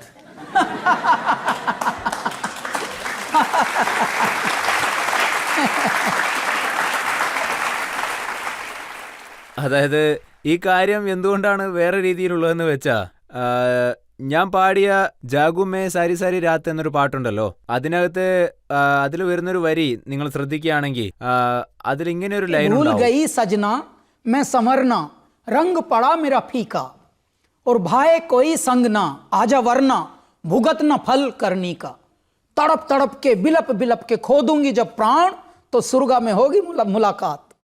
അവിടെയും ഞാൻ നിന്നെ വിടാൻ പോകുന്നില്ല. സോ ഞാൻ ഇങ്ങനെയുള്ള വരികളാണ് അധികവും കേട്ടുകൊണ്ട്. താങ്കൾ എങ്ങനെയാണ് പാടുന്നതെന്ന് ഞാനിപ്പോൾ പറയാം. താങ്കളുടെ ഒരു പാട്ടുണ്ട്, तेरी शर्ट का मैं बटन हो गया, तेरे बालों का क्लिप हो गया, और तेरी आंखों का लाइनर हो गया. രജത് സർ, ഈ പാട്ട് എഴുതിയത് വേറെ ഏതോ ഒരാളാണ്. അതുപോലെ തന്നെ മ്യൂസിക്കും വേറെ ആരോ ആണ്. ഇതൊക്കെ പടത്തിൽ വരുന്ന പാട്ടുകളാണ്. ഒരുപാട് തവണ ഈ പാട്ടൊന്നും പാടാൻ പാടില്ലായിരുന്നു എന്ന് തോന്നിയിട്ടുണ്ട്. പക്ഷേ ഈ പാട്ടുകളൊക്കെ വളരെ ഹിറ്റായിരുന്നു. പിന്നെ കോൺസേർട്ടിലൊക്കെ ഈ പാട്ടൊക്കെ പാടാൻ ഒരുപാട് പേര് പറയാറുണ്ട്, ഒരുപാട് തവണ. പക്ഷേ അപ്പോഴൊന്നും ഈ പാട്ട് എനിക്ക് അവിടെ പാടാൻ സാധിക്കാറില്ല. കാരണം ഇതൊന്നും ഞാൻ പൊതുവെ പാടി നടക്കാറില്ല. ആ റെക്കോർഡിംഗ് റൂമിൽ വെച്ച് മാത്രമേ പാടിയിട്ടുള്ളൂ. ഇത് മൂവി കമ്പോസ് ചെയ്യുന്നവർ പറയുന്നതാണ്. പ്രശ്നം എന്താണെന്ന് വെച്ചാൽ കൈലാഷ് ഖേറിനോട് റൊമാൻസ് പാട്ടൊക്കെ പാടാൻ പറഞ്ഞ അതിലും അദ്ദേഹം ദൈവം, പൂജ, ആർത്തി, ദൈവം ഇതിനെയൊക്കെ കൊണ്ടുവരുന്നു എന്ന് പറയുന്നു. അതായത് രജത് സാർ, എനിക്ക് എന്താ തോന്നുന്നത് വെച്ചാ, ശാശ്വതമായ സ്നേഹം, ശാശ്വതമായ സത്യം, ഇതൊക്കെ എന്നും നിലനിൽക്കും. ബാക്കിയൊക്കെ വെറും മായയാണ് സർ. നോക്കൂ സർ, ഈയിടെയായിട്ടൊക്കെ നമ്മൾ എങ്ങനെയുള്ള ന്യൂസുകളൊക്കെയാ കാണാറ്. ന്യൂസ് ചാനലിലായാലും പേപ്പറിലായാലും ബന്ധങ്ങളിൽ പോലും കൈപ്പേറിയ അനുഭവങ്ങൾ ഉണ്ടാവുന്നുണ്ട്. ബന്ധങ്ങൾക്കകത്ത് പരസ്പര വിശ്വാസത്തിന്റെ പ്രശ്നമുണ്ട്. സോ ഇതിനൊക്കെ ഇടയിൽ നമ്മൾ ദൈവത്തോട് ഒരല്പം സ്നേഹം കാണിച്ചാൽ പിന്നെ മനുഷ്യന്റെ ജീവിതം ഒരല്പം സമാധാനപൂർണ്ണമായിരിക്കും. അത്രയുള്ളൂ എന്റെ പ്രാർത്ഥന. സാർ, ഇത് ഞാൻ വേണേ അംഗീകരിക്കാം. പക്ഷേ പാടുന്ന എല്ലാ പാട്ടിലും മരണത്തെക്കുറിച്ച് എന്തിനാണ് പറയുന്നത്? ഒരു പാട്ടിൽ താങ്കൾ പാടിയിരിക്കുകയാണ്, छूले मुझे आराम से मैं मर जाऊं, അതെ, നിന്റെ പേര് പറഞ്ഞു. तेरे नाम से जुलू, तेरे नाम से मर जाऊं. സർ, മരണമാണ് ജീവിതത്തിന്റെ ആദ്യത്തെ പടിയെന്ന് പറയാം. മരിക്കുന്നവനാണ് യഥാർത്ഥത്തിൽ ജീവിക്കുന്നത്. എല്ലാവരും ജീവിക്കാൻ വേണ്ടി ഓടിക്കൊണ്ടിരിക്കുകയാണ്. നമ്മുടെ കാരണവന്മാരൊക്കെ പറയാറുണ്ട്, पंडित जी, जो दाना मिट्टी में गलता है एक दिन वही फलता है. അഴുകിത്തീരാൻ ആർക്കും താല്പര്യമില്ല, ഫലങ്ങളായിട്ട് മാറണം. എല്ലാവർക്കും ചന്ദ്രനിൽ പോകണമെന്നുണ്ട്, പക്ഷെ മരിക്കണമെന്നില്ല. അനുഭവിച്ചാലല്ലേ എല്ലാം അറിയാൻ പറ്റൂ. ഒരിക്കൽ ഒരാൾ എന്നോട് ചോദിച്ചു, ദൈവം എല്ലാവർക്കും ട്രെയിനിങ് കൊടുക്കുക, നിങ്ങൾക്ക് റോക്കറ്റ് തന്നിട്ടുണ്ടല്ലോ എന്ന്. അപ്പോൾ ഞാൻ പറഞ്ഞു, അതെ, നിങ്ങൾ പറഞ്ഞത് വളരെ ശരിയാണ് എന്ന്. റോക്കറ്റ് തന്നത് എന്തായാലും വളരെ നന്നായി, അത് നിങ്ങൾ ഒബ്സർവ് ചെയ്തിട്ടുണ്ടല്ലോ. പക്ഷേ അതിൻ്റെ പുറകിൽ കത്തിക്കൊണ്ടിരിക്കുന്ന തീ നിങ്ങൾ ശ്രദ്ധിക്കണം, അത് എത്രമാത്രം ആളി കത്തുന്നുണ്ട്. സോ ഇതുപോലെ തന്നെയാണ്, നിങ്ങൾ മരിക്കുന്നില്ല എങ്കിൽ ജീവിതത്തിന്റെ യഥാർത്ഥ രുചി നിങ്ങൾക്കറിയാൻ സാധിക്കില്ല. ഒരാൾ ഒന്നും തന്നെ ചെയ്യാതെ, ഒരു പ്രവൃത്തിയിലും ഏർപ്പെടാതെ, കഷ്ടപ്പെടാതെ എന്തെങ്കിലുമൊക്കെ നേടിയാൽ നിങ്ങൾ അതൊന്ന് ശ്രദ്ധിച്ചു നോക്കൂ, അയാൾക്കൊരിക്കലും അതിന്റെ വാല്യൂ മനസ്സിലാവില്ല. അതൊരിക്കലും അവർക്ക് ഹാൻഡിൽ ചെയ്യാൻ സാധിക്കില്ല. താങ്കൾ എവിടെയാണ് വാല്യൂ നൽകുന്നത്? ബാഹുബലി പാടാൻ വേണ്ടി താങ്കളെ ക്ഷണിച്ചിരുന്നു. പക്ഷേ അത് ഏത് പടമാണ്, അത് എങ്ങനെയുള്ള പടമാണെന്ന് ഒന്നും താങ്കൾക്ക് അറിയില്ല. എത്ര വലിയ മ്യൂസിക് ഡയറക്ടറാണ് അതിന്റെ. സാർ, ഞാനിപ്പോൾ നിങ്ങളുടെ മുന്നിൽ വെച്ചും അല്ലെങ്കിൽ എല്ലാവരുടെ മുന്നിൽ വെച്ചും ഈ ഒരു വാക്ക് ഞാൻ പറയുകയാണ്. അത് എന്താണെന്ന് വെച്ചാ, എനിക്ക് ഈ സിനിമയൊന്നും ചെറുപ്പം മുതലേ അത്ര കണ്ട് ശീലമില്ലാത്തതാ. അതുകൊണ്ട് തന്നെ എനിക്ക് ഈ സിനിമകളോട് അത്രയ്ക്ക് താല്പര്യം ഇല്ല. ഞാൻ പാടാൻ പോകുമ്പോഴൊക്കെ ചിന്തിക്കുന്നത് എന്താണെന്ന് വെച്ചാ, ആ പാട്ട് വളരെ നന്നായിരിക്കണം, അതുപോലെ തന്നെ പേയ്മെന്റും നന്നായിരിക്കണം. ഇത്രയേ ഉള്ളൂ. ഞാൻ പാടിയിട്ട് തിരിച്ചു പോരും. അതിൽ പാവം ചിലരുടെയൊക്കെ പടങ്ങൾ പുറത്തിറങ്ങുന്ന പോലുമില്ല, ചിലത് ഇറങ്ങിയാലും ഓടില്ല. അതുകൊണ്ട് ഞാൻ എപ്പോഴും ദൈവത്തോട് പ്രാർത്ഥിക്കും, ഇവർക്കൊക്കെ നല്ലത് മാത്രം വരുത്തണേ എന്ന്. പാവം, അവരൊക്കെ വളരെ എക്സൈറ്റ് ചെയ്ത കാര്യങ്ങളല്ലേ, ഒരുപാട് ഫോട്ടോ എടുത്തു, സംസാരിക്കുകയാണ്. സോ അവരൊക്കെ ഉറപ്പായിട്ടും ജയിക്കണം. ബാഹുബലി സിനിമയ്ക്ക് വേണ്ടി ഞാൻ പാടാൻ പോയപ്പോൾ എനിക്ക് എന്താ തോന്നിയെന്ന് വെച്ചാൽ, ഇതേതോ ഒരു സൗത്ത് ഇന്ത്യൻ പടമാണ്, മാത്രമല്ല ദൈവത്തിന്റെ വലിയ സ്തോത്രമൊക്കെ എന്നെ കൊണ്ട് പാടിക്കുന്നുണ്ട് എന്ന് എനിക്ക് അത്ഭുതമായിട്ട് തോന്നി. അതായത് എല്ലാ നല്ല കാര്യങ്ങളും പൊതുവെ സൗത്തിലാണ് തുടങ്ങാറ്. കുട്ടിക്കാലം മുതലേ ഞാൻ പാടുന്നൊരു പാട്ട് തന്നെ അതെന്നെ കൊണ്ട് ഇവർ പാടിക്കുകയാണ്. അപ്പോൾ എനിക്ക് ഏതോ ഒരു സൗത്ത് പടമാണെന്ന് മാത്രമേ അറിയായിരുന്നുള്ളൂ. ഇതൊന്നും ഇന്ത്യയിലൊന്നും ഒരിക്കലും റിലീസാവാൻ പോകുന്നില്ല. എന്തായാലും പടവും പാട്ടും നന്നായിട്ടുണ്ടെങ്കിലും അതൊന്നും അങ്ങനെ അറിയപ്പെടാതെ അങ്ങ് പോവും എന്നൊക്കെയായിരുന്നു ഞാൻ വിചാരിച്ചത്. പിന്നെ അടുത്ത ദിവസം എനിക്ക് ഒരു അമേരിക്കൻ ടൂർ ഉണ്ടായിരുന്നു. അവിടെ വെച്ച് ഒരു തെലുഗു റേഡിയോയുടെ ഇന്റർവ്യൂവിൽ വെച്ച് എന്നോട് പറഞ്ഞു, നിങ്ങളിപ്പോൾ ബാഹുബലിയിലെ ഒരു പാട്ട് പാടിയിട്ട് വന്നിരിക്കുകയാണല്ലോ, ഇത് 5 ഭാഷകളിലായിട്ട് പുറത്തിറങ്ങുകയാണ്, ഹിന്ദിയിലും റിലീസാവാൻ പോവുകയാണ്. അപ്പോഴാണ് എനിക്ക് ഈ ഒരു കാര്യം മനസ്സിലായത് തന്നെ. One of the biggest project it is. ഈ കാര്യങ്ങളൊക്കെ അവർ പറഞ്ഞതിന് ശേഷമാണ് എനിക്ക് മനസ്സിലായത്, സർ, എൻ്റെ ദൈവമേ, ഇത് ബാഹുബലി മൂവിയാണല്ലോ, വളരെ ബ്രഹ്മാണ്ഡമായ മേക്കിംഗ് ആണ്, അതിനകത്ത് ഞാൻ പാടിയ പാട്ടുമുണ്ട്. അപ്പോഴാണ് ഇങ്ങനെയൊരു സംഭവം നടന്നത്. അതായത് കബീർ, എൻ്റെ മകൻ, അവൻ്റെ കൂടെ ഞാൻ ഫസ്റ്റ് ഡേ ഫസ്റ്റ് ഷോ ഈ സിനിമ കാണാൻ പോയി. ഞാൻ അവനോട് പറഞ്ഞു, ഈ പടം നമുക്ക് രണ്ടുപേർക്ക് ഒന്നിച്ച് കാണാമെന്ന്. അല്ലാതെ വേറെ പടങ്ങളൊന്നും ഞാൻ അങ്ങനെ കാണാറില്ലായിരുന്നു. പക്ഷേ സിനിമ ഫീൽഡിൽ എപ്പോഴും ഒരു കംപ്ലൈന്റ് ഉണ്ട്. സിനിമ കാരണമാണ് താങ്കൾക്ക് ഇത്രയും പ്രശസ്തി ലഭിച്ചത്, ജനങ്ങൾ ഇത്രത്തോളം സ്നേഹിക്കുന്നത്. എന്നിട്ടും താങ്കൾ സിനിമാക്കാരിൽ നിന്ന് അകന്നു നിൽക്കുകയാണ്. സിനിമയിൽ വല്ല പാർട്ടിയും നടന്നാൽ കൈലാഷ് ഖേർ അവിടെ പോയില്ല, അവാർഡ് ഫംഗ്ഷൻ നടന്നാലും കൈലാഷ് ഖേർ അവിടേക്ക് പോയില്ല. ഇത് താങ്കൾക്ക് തെറ്റായിട്ട് തോന്നിയില്ലേ? രജത് സർ, നിങ്ങൾ ഈ പ്രകൃതിയിലെ അത്ഭുതങ്ങളൊന്നും നോക്കൂ. ഞാൻ ഒരുപാട് ട്രാവൽ ചെയ്യാറുണ്ട്. ഒരു സ്ഥലത്ത് നിന്ന് എനിക്ക് പെട്ടെന്ന് കോൾ വന്നാൽ ഞാൻ ചിലപ്പോൾ അവൈലബിൾ ആയിട്ടുണ്ടാവില്ല. ഞാൻ വളരെ അച്ചടക്കത്തോടു കൂടി ജീവിച്ചു പോവുകയാണ്. ദൈവമേ, നീ എനിക്ക് പല കഴിവുകളും തന്നിട്ടുണ്ടെങ്കിലും സമയം മാത്രം തന്നില്ല. തുടക്കകാലത്തെന്റെ നേരം ശരിയല്ലായിരുന്നു, ഇപ്പൊ എനിക്കൊന്നിനും നേരമില്ല. വളരെ നല്ല കാര്യമാണ് പറഞ്ഞത്. പബ്ലിക്കിൽ ആർക്കെങ്കിലും എന്തെങ്കിലും ചോദിക്കാനുണ്ടോ? ഷാറൂഖ് ഖാന്റെ ഒരു സിനിമയിൽ താങ്കളെ അദ്ദേഹം പാടിപ്പിച്ചിരുന്നു. പിന്നെ അതേ പാട്ട് തന്നെ മറ്റൊരു സിംഗറെ കൊണ്ടും പാടിപ്പിച്ചു, അത് ശരിയാണോ? അത് തുടക്കകാലത്തൊക്കെ നടക്കുന്നതാണ്. ആ സമയത്തൊക്കെ നോക്കുകയാണെങ്കിൽ ആ കോൾ ഷാറൂഖ് ഖാനിൽ നിന്ന് വരുന്ന ഒന്നല്ല. അദ്ദേഹം വലിയൊരാളായതുകൊണ്ട് ഓരോ ന്യൂസും ആ ഒരു അദ്ദേഹത്തിന്റെ പേരിൽ വരുന്നു. അദ്ദേഹത്തെ അതിനെപ്പറ്റി ഒരു അറിവും ഉണ്ടാവില്ല. ആരാണ് പുതുതായിട്ട് പാടിയത്, ആരാണ് റിപ്ലേസ് ചെയ്യപ്പെട്ടത്, ഇതൊക്കെ മ്യൂസിക് ഡയറക്ടർ, പ്രൊഡ്യൂസർ ഇവർക്കൊക്കെ ഇടയിൽ നടക്കുന്ന കാര്യങ്ങളാണ്. അതുകൊണ്ട് അവരുടെ പേരും പറഞ്ഞ് ഇതുപോലുള്ള കാര്യങ്ങളൊന്നും അവരെ വലിച്ചെടുക്കാൻ പാടില്ല. തുടക്കത്തിൽ ഇങ്ങനെയുള്ള കാര്യങ്ങളൊക്കെ നടക്കും, അത് നടക്കേണ്ടതാണ്. പക്ഷെ താങ്കൾ ഇങ്ങനെയും പറഞ്ഞിട്ടില്ലേ, ഞങ്ങൾ പാടുന്ന പാട്ടുകളിൽ ഡാൻസ് കളിച്ച് ഹീറോസ് പണം സമ്പാദിക്കുന്നെന്ന്? സാർ, ഞാൻ എന്തുകൊണ്ട് അങ്ങനെ പറയുന്നതെന്ന് വെച്ചാൽ, അതായത് ശുദ്ധമായ സംഗീത കലാകാരന്മാർക്ക് നല്ല രീതിക്കുള്ള ഒരു കൺസിഡറേഷൻ കിട്ടണം. നമ്മുടെ നാട്ടിലുള്ള ഈ ഓഡിയൻസ്, രജത് സാർ, ഞാൻ എന്താ ചോദിക്കാൻ ആഗ്രഹിക്കുന്നതെന്ന് വെച്ചാൽ, നമ്മൾ വിദേശ രാജ്യത്തൊക്കെ പോകുമ്പോൾ അവിടെ നിങ്ങൾക്ക് ഇങ്ങനെയൊരു റെസ്പോൺസ് കിട്ടുമോ? അതായത് പുറത്തു നിന്നുള്ള ആർട്ടിസ്റ്റ് ഇങ്ങോട്ട് വന്നാൽ കിട്ടുന്നത് പോലെ. അപ്പം ഞാൻ പറയും, അതായത് ഞാൻ പുറത്തൊക്കെ പോകുമ്പോൾ ഒരുപാട് നമ്മുടെ നാട്ടിലെ ആളുകൾ ഉണ്ടാവാറുണ്ട്. മോസ്റ്റ്ലി ഇന്ത്യൻസ് തന്നെ ഉണ്ടാവാറുണ്ട്. ചില പഞ്ചാബികൾ ഉണ്ടാവും, ചില ഗുജറാത്തീസ് ഉണ്ടാവും, മറാഠി പീപ്പിൾ ഉണ്ടാവും. ഇങ്ങനെ എല്ലാവരും മിക്സ്ഡ് ആയിട്ട് ഉണ്ടാവാറുണ്ട്. സോ ഇങ്ങനെയാണ് അതിൻ്റെ ഒരു അവസ്ഥ. അതായത് വിദേശികൾ ഒരിക്കലും അവിടെ അധികം ഉണ്ടാവാറില്ല. പക്ഷേ വിദേശി ആർട്ടിസ്റ്റുകൾ ഇങ്ങോട്ട് വന്നാൽ നമ്മുടെ ആളുകൾ ബ്ലാക്കിലൊക്കെ ടിക്കറ്റ് വാങ്ങി വളരെയേറെ കഷ്ടപ്പെട്ട് അവരെയൊക്കെ കാണാൻ വേണ്ടി പോകും.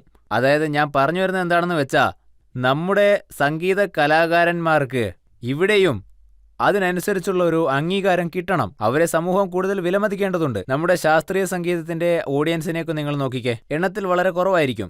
അതുകൊണ്ട് തന്നെ ഇതിലൊക്കെ ഒരു മാറ്റം വേണമെന്നാണ് എൻ്റെ ഒരു ആഗ്രഹം. അതുകൊണ്ടാണ് ഞാനൊരു എക്സാമ്പിൾ പറഞ്ഞത്. അതായത് ഒരു ആക്ടർ ഒരു പടത്തിൽ അഭിനയിക്കുന്നു, അയാൾ ഒരു പാട്ടുകാരൻ പാടിയ പാട്ടിന് വേണ്ടി ഡാൻസ് കളിക്കുന്നു. വേറെ ആരോ എഴുതിയ പാട്ട്, കമ്പോസ് ചെയ്തതും വേറെ ആരോ, പാടിയത് വേറെ ആരോ.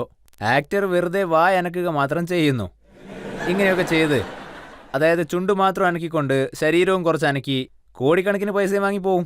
സോ നമ്മുടെയൊക്കെ സാധാരണ കുടുംബങ്ങളിൽ നിന്നുള്ള സാധാരണ ആളുകൾ ഇവിടെ ഉണ്ട്. ഇവരാണ് അവർക്ക് ഈ കോടികളൊക്കെ നൽകുന്നത്. ഞാൻ നിങ്ങൾക്ക് വേണ്ടി കൂടിയാണ് ഈ പറയുന്നത്. എൻ്റെ പ്രിയപ്പെട്ട സുഹൃത്തുക്കളെ, എൻ്റെ കുടുംബാംഗങ്ങളെ, എൻ്റെ പ്രിയപ്പെട്ട ഇന്ത്യക്കാരെ, എൻ്റെ പ്രിയപ്പെട്ട ഓഡിയൻസ്, നിങ്ങളെല്ലാവരും ഈ കാര്യങ്ങൾ മനസ്സിലാക്കണം, തിരുത്താൻ തയ്യാറാവണം. കള്ളം സത്യമാണെന്ന് തെറ്റിദ്ധരിക്കാൻ പാടില്ല. യഥാർത്ഥത്തിൽ സത്യത്തെ മാത്രം പ്രൊമോട്ട് ചെയ്യണം. അങ്ങനെ കൈലാഷൻ നൽകിയേക്ക്.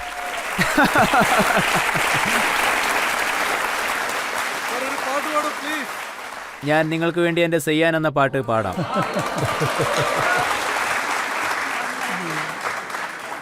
सैया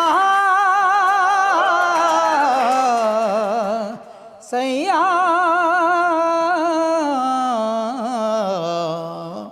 बन के माला प्रेम की तेरे तन पे झर झर जाऊं मैं, बैठूं नैया प्रीत की संसार से तर जाऊं मैं, तेरे प्यार से तर जाऊं सैया सैया.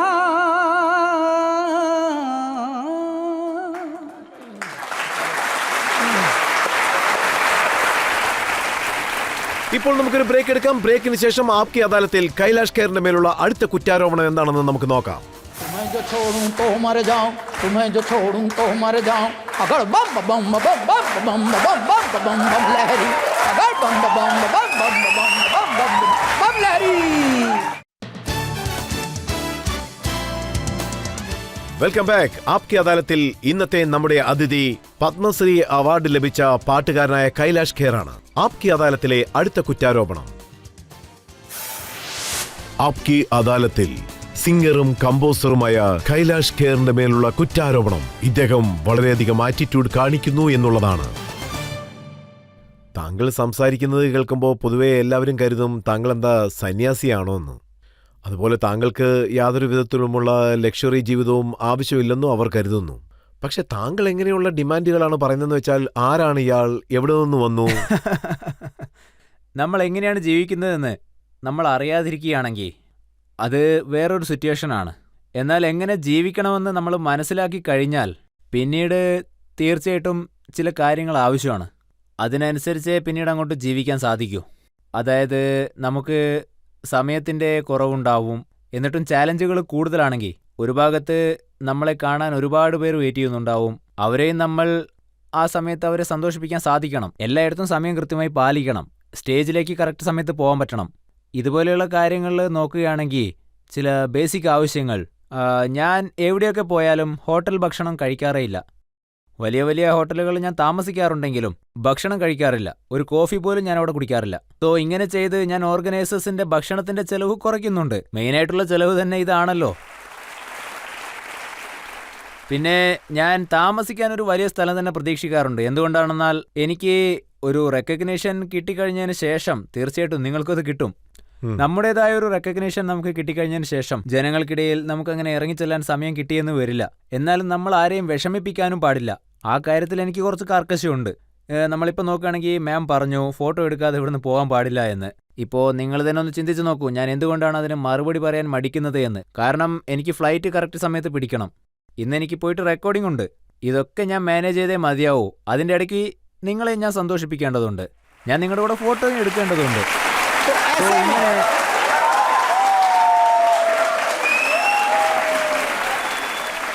അതെ, അപ്പോൾ ഇതുപോലെയുള്ള രജത് സർ, ഇതുപോലെയുള്ള സിറ്റുവേഷനിൽ എൻ്റെ ബേസിക് ഡിമാൻഡ് എന്തായിരിക്കുമെന്ന് വെച്ചാൽ, എനിക്ക് താമസിക്കാൻ ഒരു വലിയ സ്ഥലം വേണം.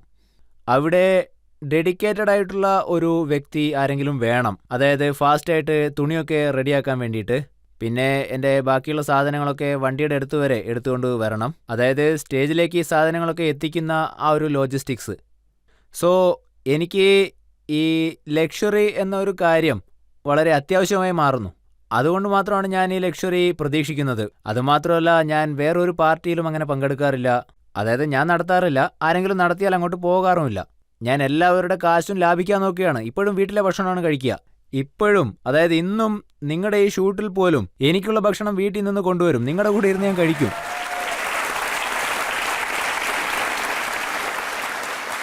താങ്കൾ പറയുന്ന ഈ കാര്യം ഞാൻ പൂർണ്ണമായിട്ട് അംഗീകരിക്കുകയാണ്. അതായത് വലിയ ആളായി കഴിഞ്ഞാൽ, വലിയ വലിയ കോൺസെപ്റ്റുകൾ ചെയ്തു കഴിഞ്ഞാൽ തീർച്ചയായിട്ടും ഡിമാൻഡ് കൂടിക്കൊണ്ടേ പോകണം. പക്ഷേ ചിലരെന്താ പറയുന്നതെന്ന് വെച്ചാൽ, താങ്കൾ ക്യാഷ് ഡിമാൻഡ് ചെയ്താലും ചെക്ക് ഡിമാൻഡ് ചെയ്താലും കേൾക്കുമ്പോൾ തല ചുറ്റുമെന്ന്. ഞാൻ എന്താ പറയുന്നതെന്ന് വെച്ചാൽ, ഒരുപക്ഷെ നിങ്ങൾക്ക് നമ്മുടെ നാടിൻ്റെ നെയ്യുടെ രുചിയാണ് അറിയേണ്ടതെങ്കിൽ പിന്നെ നിങ്ങൾ ഒരിക്കലും ഡാൽഡയെ പറ്റി ചിന്തിക്കാനേ പാടില്ല. ഞാൻ ഇത്രേ പറയുന്നുള്ളൂ. അതുപോലെ തന്നെ എന്നെപ്പോലെയുള്ള ആളുകൾ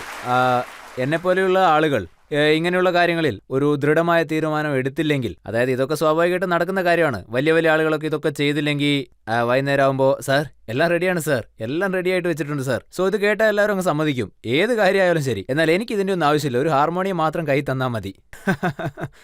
സോ അങ്ങനെയൊന്നും സംഭവിക്കാൻ പാടില്ല. എന്തുകൊണ്ട്?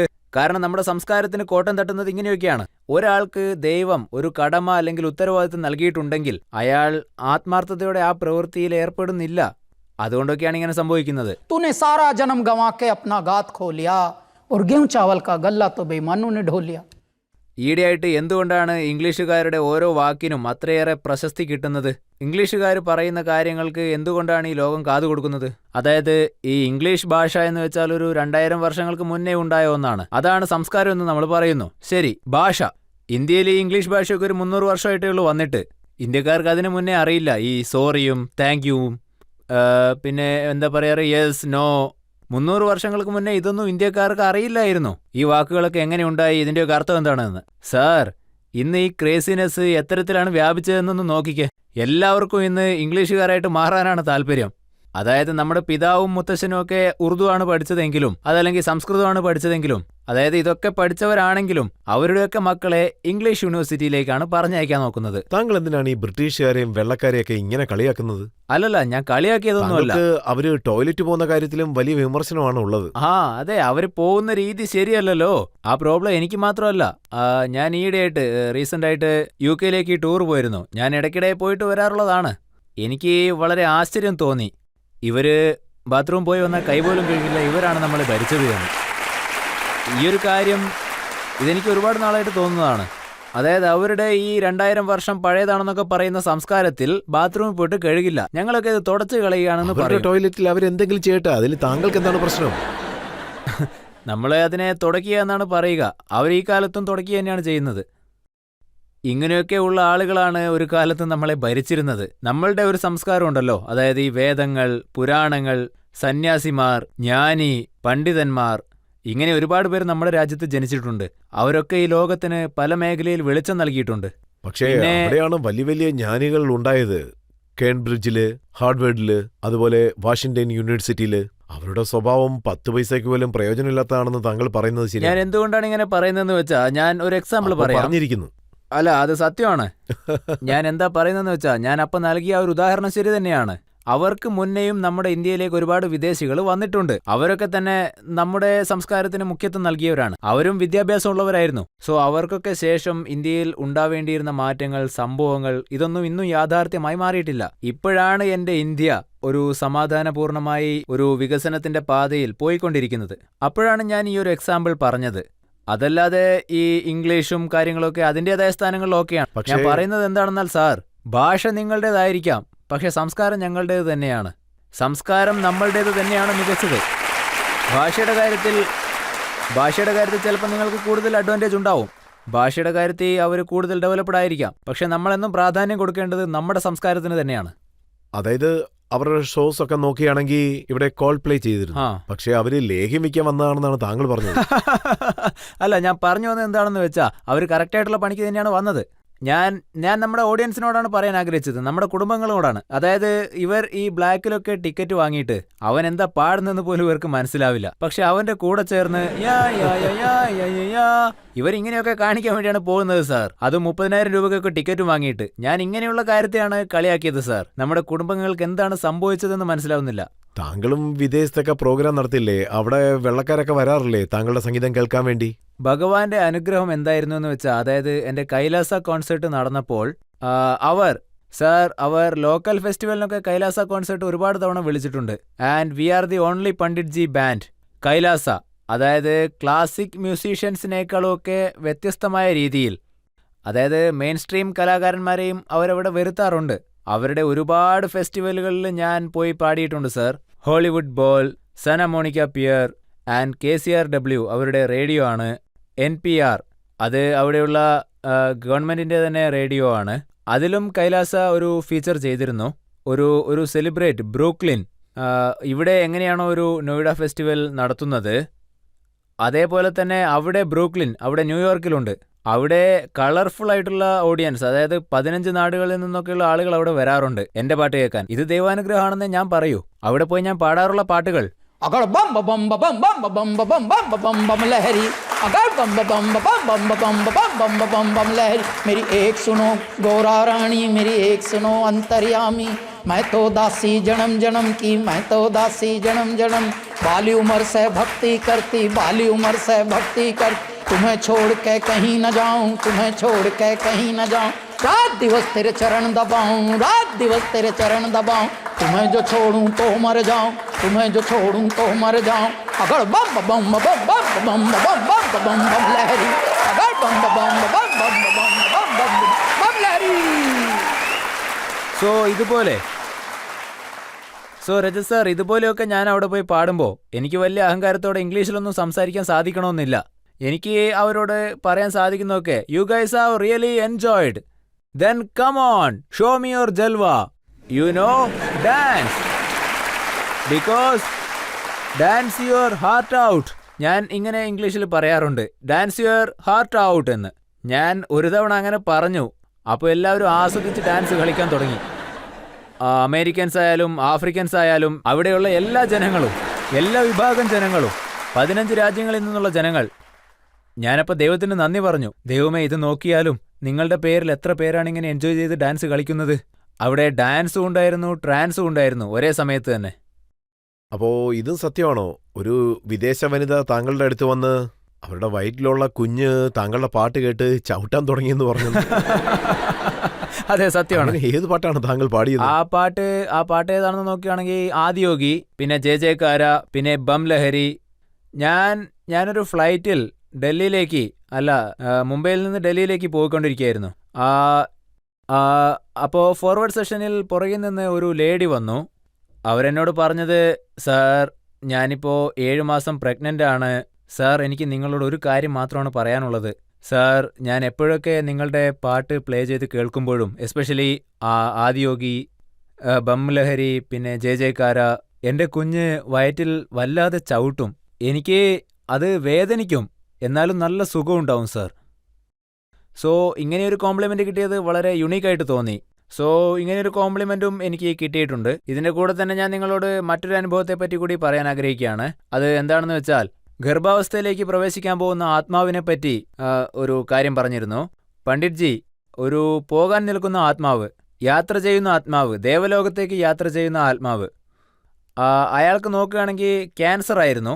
അയാൾ ന്യൂയോർക്കിലേക്ക് പോകുന്നപ്പോൾ അയാൾ ഇങ്ങനെ ആംഗ്യ ഭാഷയിൽ എഴുതി കാണിച്ചു, കൈലാഷ് ഖേറിന്റെ പ്ലേലിസ്റ്റ് ഞാൻ എഴുതി സൂക്ഷിച്ചിട്ടുണ്ട്, അതെന്റെ ഐപാഡിൽ പ്ലേ ചെയ്യണം, ഞാനിതാ മരിക്കാൻ പോവുകയാണ് എന്ന്. സോ ഒരു ഭാഗത്ത് ജനിക്കാൻ പോകുന്ന ആത്മാവ്, മറ്റൊരു ഭാഗത്ത് മരിക്കാൻ പോകുന്ന ആത്മാവ്. സോ ഇതിനൊക്കെ ഞാൻ ദൈവത്തോട് കടപ്പെട്ടിരിക്കുന്നു. വരുന്ന ആത്മാവ് എന്ത് പറഞ്ഞാണ് ചവിട്ടിയെന്ന് ഞങ്ങൾ കേട്ടു. പോകുന്ന ആത്മാവ് എന്ത് പറഞ്ഞാണ് പോയത്? पद्मासन में ध्यान लगाए मौन है, वीराने में तपता योगी कौन है, नाद न कोई तारा, डमरू कभी कभारा, अधमूंदी आँखों से सब देख रहा संसारा, जो नाथों के नाथ कहते याचक भूति बेल चढ़ाते, जातक झूम झूम के गाते ओमकारा, अर्ध चंद्र माथे पे साजे, वक्षस्थल कपाल विराजे, जटा चक्र से बहती निर्मल शिवधारा, हर हर शिव शंभू जय जय केदारा, गाओ हर हर शिव शंभू जय जय केदारा, हर हर शिव शंभू जय जय केदारा, हर हर शिव शंभू जय जय केदारा. അതായത് നിങ്ങൾ വളരെ ഡീപ്പായിട്ടുള്ള ഒരു കാര്യമാണ് ചോദിച്ചിരിക്കുന്നത് സർ. പോകുന്നവർ എന്താണ് ചോദിക്കുക എന്ന്, എന്ത് മാനസികാവസ്ഥയിലാണ് ചോദിക്കുക എന്ന്. നിങ്ങൾ അവരുമായിട്ട് ഒത്തുകൂടുകയാണെങ്കിൽ आजा चंदा बाहों में तुझ में ही गुम हो जाऊं, तेरे नाम में खो जाऊं, ഇങ്ങനെ മുഴുവനായിട്ടും तू तू करता तू भया मुझ में रही ना हूं. നിങ്ങൾ അപ്പോഴേക്കും നിങ്ങളെ തന്നെ മറന്ന് അതിനകത്ത് ലയിക്കുകയാണെങ്കിൽ അതിനുശേഷം അതൊരു സമർപ്പണമായി മാറും, മുഴുവനായിട്ടുള്ള സമർപ്പണം. അതായത് അങ്ങനെയല്ല, ഒരു വരിയുണ്ട്, कि सुख संपत्ति घर आवे, कष्ट मिटे तन का. ओम ഇത് ഒരു ഭാഗത്ത് നോക്കുകയാണെങ്കിൽ കോൺട്രാക്ട് പോകുന്നുണ്ട്. അതായത് വീട്ടിനകത്ത് ഐശ്വര്യം വരണം, എല്ലാവരുടെ കഷ്ടപ്പാടും മാറണം, ദൈവമേ നീ പ്രതീക്ഷിക്കുന്ന പോലെയൊക്കെ ഞാൻ നിങ്ങൾക്ക് പൂജ ചെയ്യാമേ, ബാക്കിയൊക്കെ നീ നോക്കിക്കൊള്ളണം. അതങ്ങനെയല്ല. മുഴുവനായിട്ടുള്ള സമർപ്പണം എന്ന് വെച്ചാൽ कि पद्मासन में ध्यान लगाए मौन है, वीराने में तपता योगी कौन है, नाद न कोई तार, नाद न कोई तारा, डमरू कभी कभारा, और अधमूंदी आंखों से सब देख रहा संसारा, जो नाथों के नाथ कहाते, याचक भूति बेल चढ़ाते, जातक झूम झूम के गाते ओमकारा. നിങ്ങൾ ഈ ഭക്തി ചിന്തയോട് കൂടി പരിപൂർണ ആനന്ദത്തിലേക്ക് പോയാൽ, ഞാൻ നിങ്ങൾക്ക് ഒരു ജീവനുള്ള ഉദാഹരണം പറയാം. നിങ്ങളുടെ ഈ മനോഹരമായ സ്റ്റുഡിയോ കാണാൻ തന്നെ വളരെ ബ്രഹ്മാണ്ഡമായി തോന്നുന്നു. സോ ഇതുപോലെ തന്നെയാണ് നമ്മുടെ ആ ചെറിയ കൈലാസ സ്റ്റുഡിയോയും മുംബൈയിലുള്ളത്. റെക്കോർഡിംഗ് സ്റ്റുഡിയോ ആണത്. അപ്പോൾ ആ ബിൽഡിംഗ് ഡെമോളിഷ് ചെയ്യാൻ വേണ്ടിയിട്ട് ഒരു നോട്ടീസും എടുത്തുകൊണ്ട് വന്നു. അവിടെയുള്ള മുനിസിപ്പാലിറ്റി അവിടെ ഒരു നോട്ടീസ് ഒട്ടിച്ചുകൊണ്ട് പോയി. അപ്പോൾ ഒരുപാട് പേരുടെ കാര്യം നോക്കുകയാണെങ്കിൽ ഇതുപോലെ നോട്ടീസൊക്കെ വന്നു കഴിഞ്ഞാൽ ആദ്യം വക്കീലിനെ കാണാൻ വേണ്ടിയാണ് പോവുക. പിന്നെ ഈ സെറ്റർമാരൊക്കെ ഉണ്ടാവുമല്ലോ, അവർ ഈ സെറ്റിങ്സ് എങ്ങനെയാണ് ശരിയാക്കേണ്ടതെന്ന് നോക്കും. ഏത് പൊളിറ്റീഷ്യന് ഫോൺ ചെയ്യണം, എവിടെയൊക്കെ അവർക്ക് സെറ്റിങ്ങുകളുണ്ടോ അതൊക്കെ അവർ നോക്കും. ഞാൻ യഥാർത്ഥ സെറ്ററിൻ്റെ അടുത്തേക്ക് പോയി, മട്ടുപ്പാവിലേക്ക്. എന്തായാലും ഡെമോളിഷ് ചെയ്യുമെന്നുള്ള നോട്ടീസ് അവർ ഒട്ടിച്ചു കഴിഞ്ഞു. 2 ദിവസം കൊണ്ട് അവരതിന് വരും. ഞാൻ ദൈവത്തോട് പ്രാർത്ഥിക്കാൻ തുടങ്ങി, ദൈവമേ അങ്ങ് എല്ലാ കാര്യങ്ങളും കണ്ടുകൊണ്ടിരിക്കുകയാണല്ലോ, എന്നിട്ടും മനസ്സിനകത്ത് നീ ചിരിക്കുകയാണോ? ആഹാ, അപ്പോഴാണിത് വന്നത് സർ. पद्मासन में ध्यान लगाए मौन है. നിങ്ങളൊന്ന് ചിന്തിച്ചു നോക്ക്, ഒരു വ്യക്തി സ്ട്രെസ്ഡ് ആണെങ്കിൽ അപ്പോഴാണ് അയാൾ ഡീലിംഗ് ഒക്കെ സംസാരിക്കുക. പിന്നെ തന്ത്രപൂർവ്വം ചിന്തിക്കാനൊക്കെ ശ്രമിക്കും, എന്തിലെങ്കിലുമൊക്കെ കൊളുത്താൻ നോക്കും, എവിടെ സംസാരിച്ചാൽ എന്തൊക്കെ നടക്കും. ഭാഗ്യത്തിന് ദൈവം എനിക്ക് ഇങ്ങനെയുള്ള ബുദ്ധിയൊന്നും തന്നില്ല. സോ ആ സമയത്ത് നിയമവിരുദ്ധമായിട്ട് കൺസ്ട്രക്ഷൻ നടത്തുകയാണെങ്കിൽ ദൈവം വന്ന് രക്ഷപ്പെടുത്തുമെന്നാണ്? അല്ലല്ലല്ല സാർ, അതാ ഞാൻ പറയാൻ വരുന്നത്. നിയമത്തിലുണ്ട്, അതാണ് ഞാൻ പറയാൻ വരുന്നത്. ആ ദൈവം എന്നെ അതിലൂടെ രക്ഷിച്ചു. ഇതുവരെ നിങ്ങളൊന്ന് നോക്ക്, എല്ലാം നിയമപ്രകാരമാണ്. വ്യക്തത വരുത്തുന്നതെന്ന് വെച്ചാൽ ജനങ്ങൾ എല്ലാവരും എന്തെങ്കിലുമൊക്കെ ചെയ്തിട്ട് ശിവൻ വന്ന് രക്ഷപ്പെടുത്തുമെന്ന് പറയും. അല്ലല്ലല്ലല്ല, അങ്ങനെയൊന്നുമില്ല. എല്ലാം നിയമത്തിനനുസൃതമായിട്ട് തന്നെയായിരുന്നു. അതുകൊണ്ടാണ് ഇപ്പോഴും അത് ദൃഢമായിരിക്കുന്നത്. പിന്നെ അതിനുശേഷം ദൈവം എൻ്റെ വീട് മാത്രമല്ല ബലപ്പെടുത്തിയത്, ഞങ്ങളുടെ കോളനിയെ മൊത്തം രക്ഷിച്ചു. ഇപ്പോൾ അതിനുശേഷം ഗവൺമെൻറ് വന്നിട്ട് GR ഇട്ടു. അതായത് ഈ വീടുകളൊന്നും ആരും തൊടാൻ പോലും പാടില്ല. കാരണം ഇത് ഹെറിറ്റേജ് സൈറ്റായിട്ട് മാറാൻ പോവാണ് മുംബൈയിൽ. ഞാൻ യാരി റോഡിനെ പറ്റിയാണ് പറയുന്നത് സർ. അതായത് ബീച്ചിന്റെ അടുത്തായിട്ട് തന്നെ വെറ്റ് ലാൻഡ് ഉണ്ട്. മാത്രമല്ല ഒരുപാട് പേരുടെ നോട്ടവും ഉണ്ടായിരുന്നു വലിയ വലിയ ബിൽഡിങ്ങുകളൊക്കെ കൊണ്ടുവന്ന്. ഇല്ല, ഗവൺമെന്റ് തന്നെ പറഞ്ഞു ഇല്ല, ഒരുപക്ഷെ ഇവിടെ വലിയ ബിൽഡിങ്ങുകളൊക്കെ ഉണ്ടാക്കുകയാണെങ്കിൽ ഇവിടെ സുനാമി വരാൻ സാധ്യതയുണ്ട് എന്ന്. കാരണം ഇത് വെറ്റ് ലാൻഡാണ്. അതുകൊണ്ട് ഗവൺമെന്റ് അതങ്ങനെ തന്നെ തുടരട്ടെ എന്ന് പറഞ്ഞു. വളരെ മനോഹരമായ ഒരു നല്ല കാര്യം. പബ്ലിക്കിൽ ആർക്കെങ്കിലും എന്തെങ്കിലും ചോദിക്കാനുണ്ടോ? എനിക്ക് താങ്കളോട് ഒരേ ഒരു ചോദ്യം ചോദിക്കാനുണ്ട്. അതായത് താങ്കളുടെ 2 കൈകളിലും വാച്ചുണ്ട്. ഇതിന്റെ പിന്നിൽ എന്തെങ്കിലും കഥകൾ? കൊള്ളാമല്ലോ, താങ്കൾക്ക് വളരെ കൂർമ്മ ബുദ്ധിയാണെന്ന് തോന്നുന്നു. എനിക്ക് 2 കരങ്ങളുണ്ട്. എനിക്ക് 2 വാച്ചും ഉണ്ടായിരുന്നു. എന്താ സംഭവിച്ചെന്ന് വെച്ചാ, ഞാൻ ഒരു കയ്യിൽ മാത്രം വാച്ച് കെട്ടിക്കൊണ്ടിരുന്നപ്പോ വീട്ടിലിരിക്കുന്ന മറ്റേ വാച്ച് ചിന്തിക്കും, അയ്യോ എന്താ ഇത്, എന്നെ ഒരിക്കൽ പോലും ഉപയോഗിക്കുന്നില്ലല്ലോ എന്ന്. പിന്നെ ഈ കൈ, ഇത് എപ്പോഴും സന്തോഷത്തോടെയാ ഉള്ളത്. കാരണം എന്നെ തൊടാനൊന്നും ആരുമില്ലല്ലോ എന്ന്. അതുകൊണ്ട് ഞാൻ എൻ്റെ കൈയെയും ബഹുമാനിച്ചു, വാച്ചിനെയും ബഹുമാനിച്ചു. രണ്ടാമത്തെ കാര്യം, ഞാൻ കൂടുതലായിട്ട് സമ്പാദിക്കില്ല. ഞാൻ ഉള്ളത് അനുഭവിക്കും. എന്താണോ ഉള്ളത് അതിൽ സന്തോഷം കണ്ടെത്തും. കൂടുതലായും ഉള്ളത് ഞാൻ പങ്കുവെക്കാനും ശ്രമിക്കും. എന്തും പങ്കുവെക്കുന്ന ഒരാൾ എപ്പോഴും സമൃദ്ധിയാൽ നിറയും. ഒരുത്തൻ പങ്കുവെക്കാൻ തയ്യാറായാൽ അവന് സമൃദ്ധി കൈവരും. അതുകൊണ്ട് തന്നെ എനിക്ക് എവിടുന്നോ 2 കിട്ടി. 2 കിട്ടിയതുകൊണ്ട് എനിക്ക് 2 കൈകളല്ലേ ഉള്ളൂ. നമ്മൾ എന്തുകൊണ്ടാ ദൈവത്തിന്റെ അതിശയങ്ങൾ കാണിക്കാൻ പാടില്ല? ദൈവമേ, ഞാൻ നിന്റെ പുത്രനാണ്, ഞാനും നിന്നെ പോലെ ആനന്ദ നൃത്തമാടുകയാണ്. ഞാൻ താങ്കൾക്കൊരു 4 ലൈൻ പറയാൻ ആഗ്രഹിക്കുന്നു. പറയൂ. जो खानदानी रईस हैं वो रखते हैं नर्म मिजाज अपना। वाह। जो खानदानी रईस हैं वो रखते हैं नर्म मिजाज अपना। तुम्हारा लहजा बता रहा है कि तुम्हारी दौलत नई नहीं है। जरा सा कुदरत ने क्या नवाजा, आके बैठे हैं पहली सफ में, अभी से उड़ने लगे हवा में, अभी तो शोहरत नई नहीं है।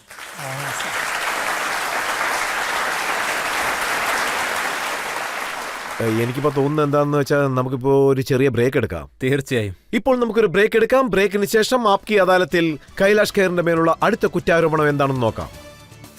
കൈലാഷ് സാർ, ഇപ്പോൾ നരേന്ദ്രമോദിയാണ് പ്രധാനമന്ത്രി.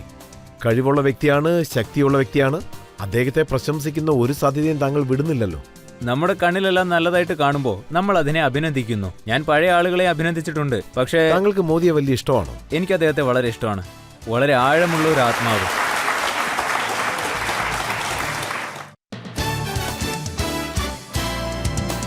Welcome back. ആപ്കി അദാലത്തിൽ ഇന്നത്തെ നമ്മുടെ അതിഥി ലോകം മുഴുവനും പ്രശസ്തനായ ഒരു പാട്ടുകാരനാണ്. ലോകത്തിൽ ഇന്ത്യയുടെ പ്രശസ്തി ഉയരത്തിൽ കൊണ്ടുവന്ന വ്യക്തി കൈലാഷ് ഖേർ. ആപ്കി അദാലത്തിലെ അടുത്ത കുറ്റാരോപണം. ആപ്കി അദാലത്തിൽ സിംഗറും കമ്പോസറുമായ കൈലാഷ് ഖേറിന്റെ മേലുള്ള കുറ്റാരോപണം ഇദ്ദേഹം ഒരു അവസരവാദിയാണ് എന്നുള്ളതാണ്. കൈലാഷ് സാർ, ഇപ്പോൾ നരേന്ദ്രമോദിയാണ് പ്രധാനമന്ത്രി. കഴിവുള്ള വ്യക്തിയാണ്, ശക്തിയുള്ള വ്യക്തിയാണ്. അദ്ദേഹത്തെ പ്രശംസിക്കാൻ കിട്ടുന്ന ഒരു ചാൻസും താങ്കൾ വിടുന്നില്ലല്ലോ.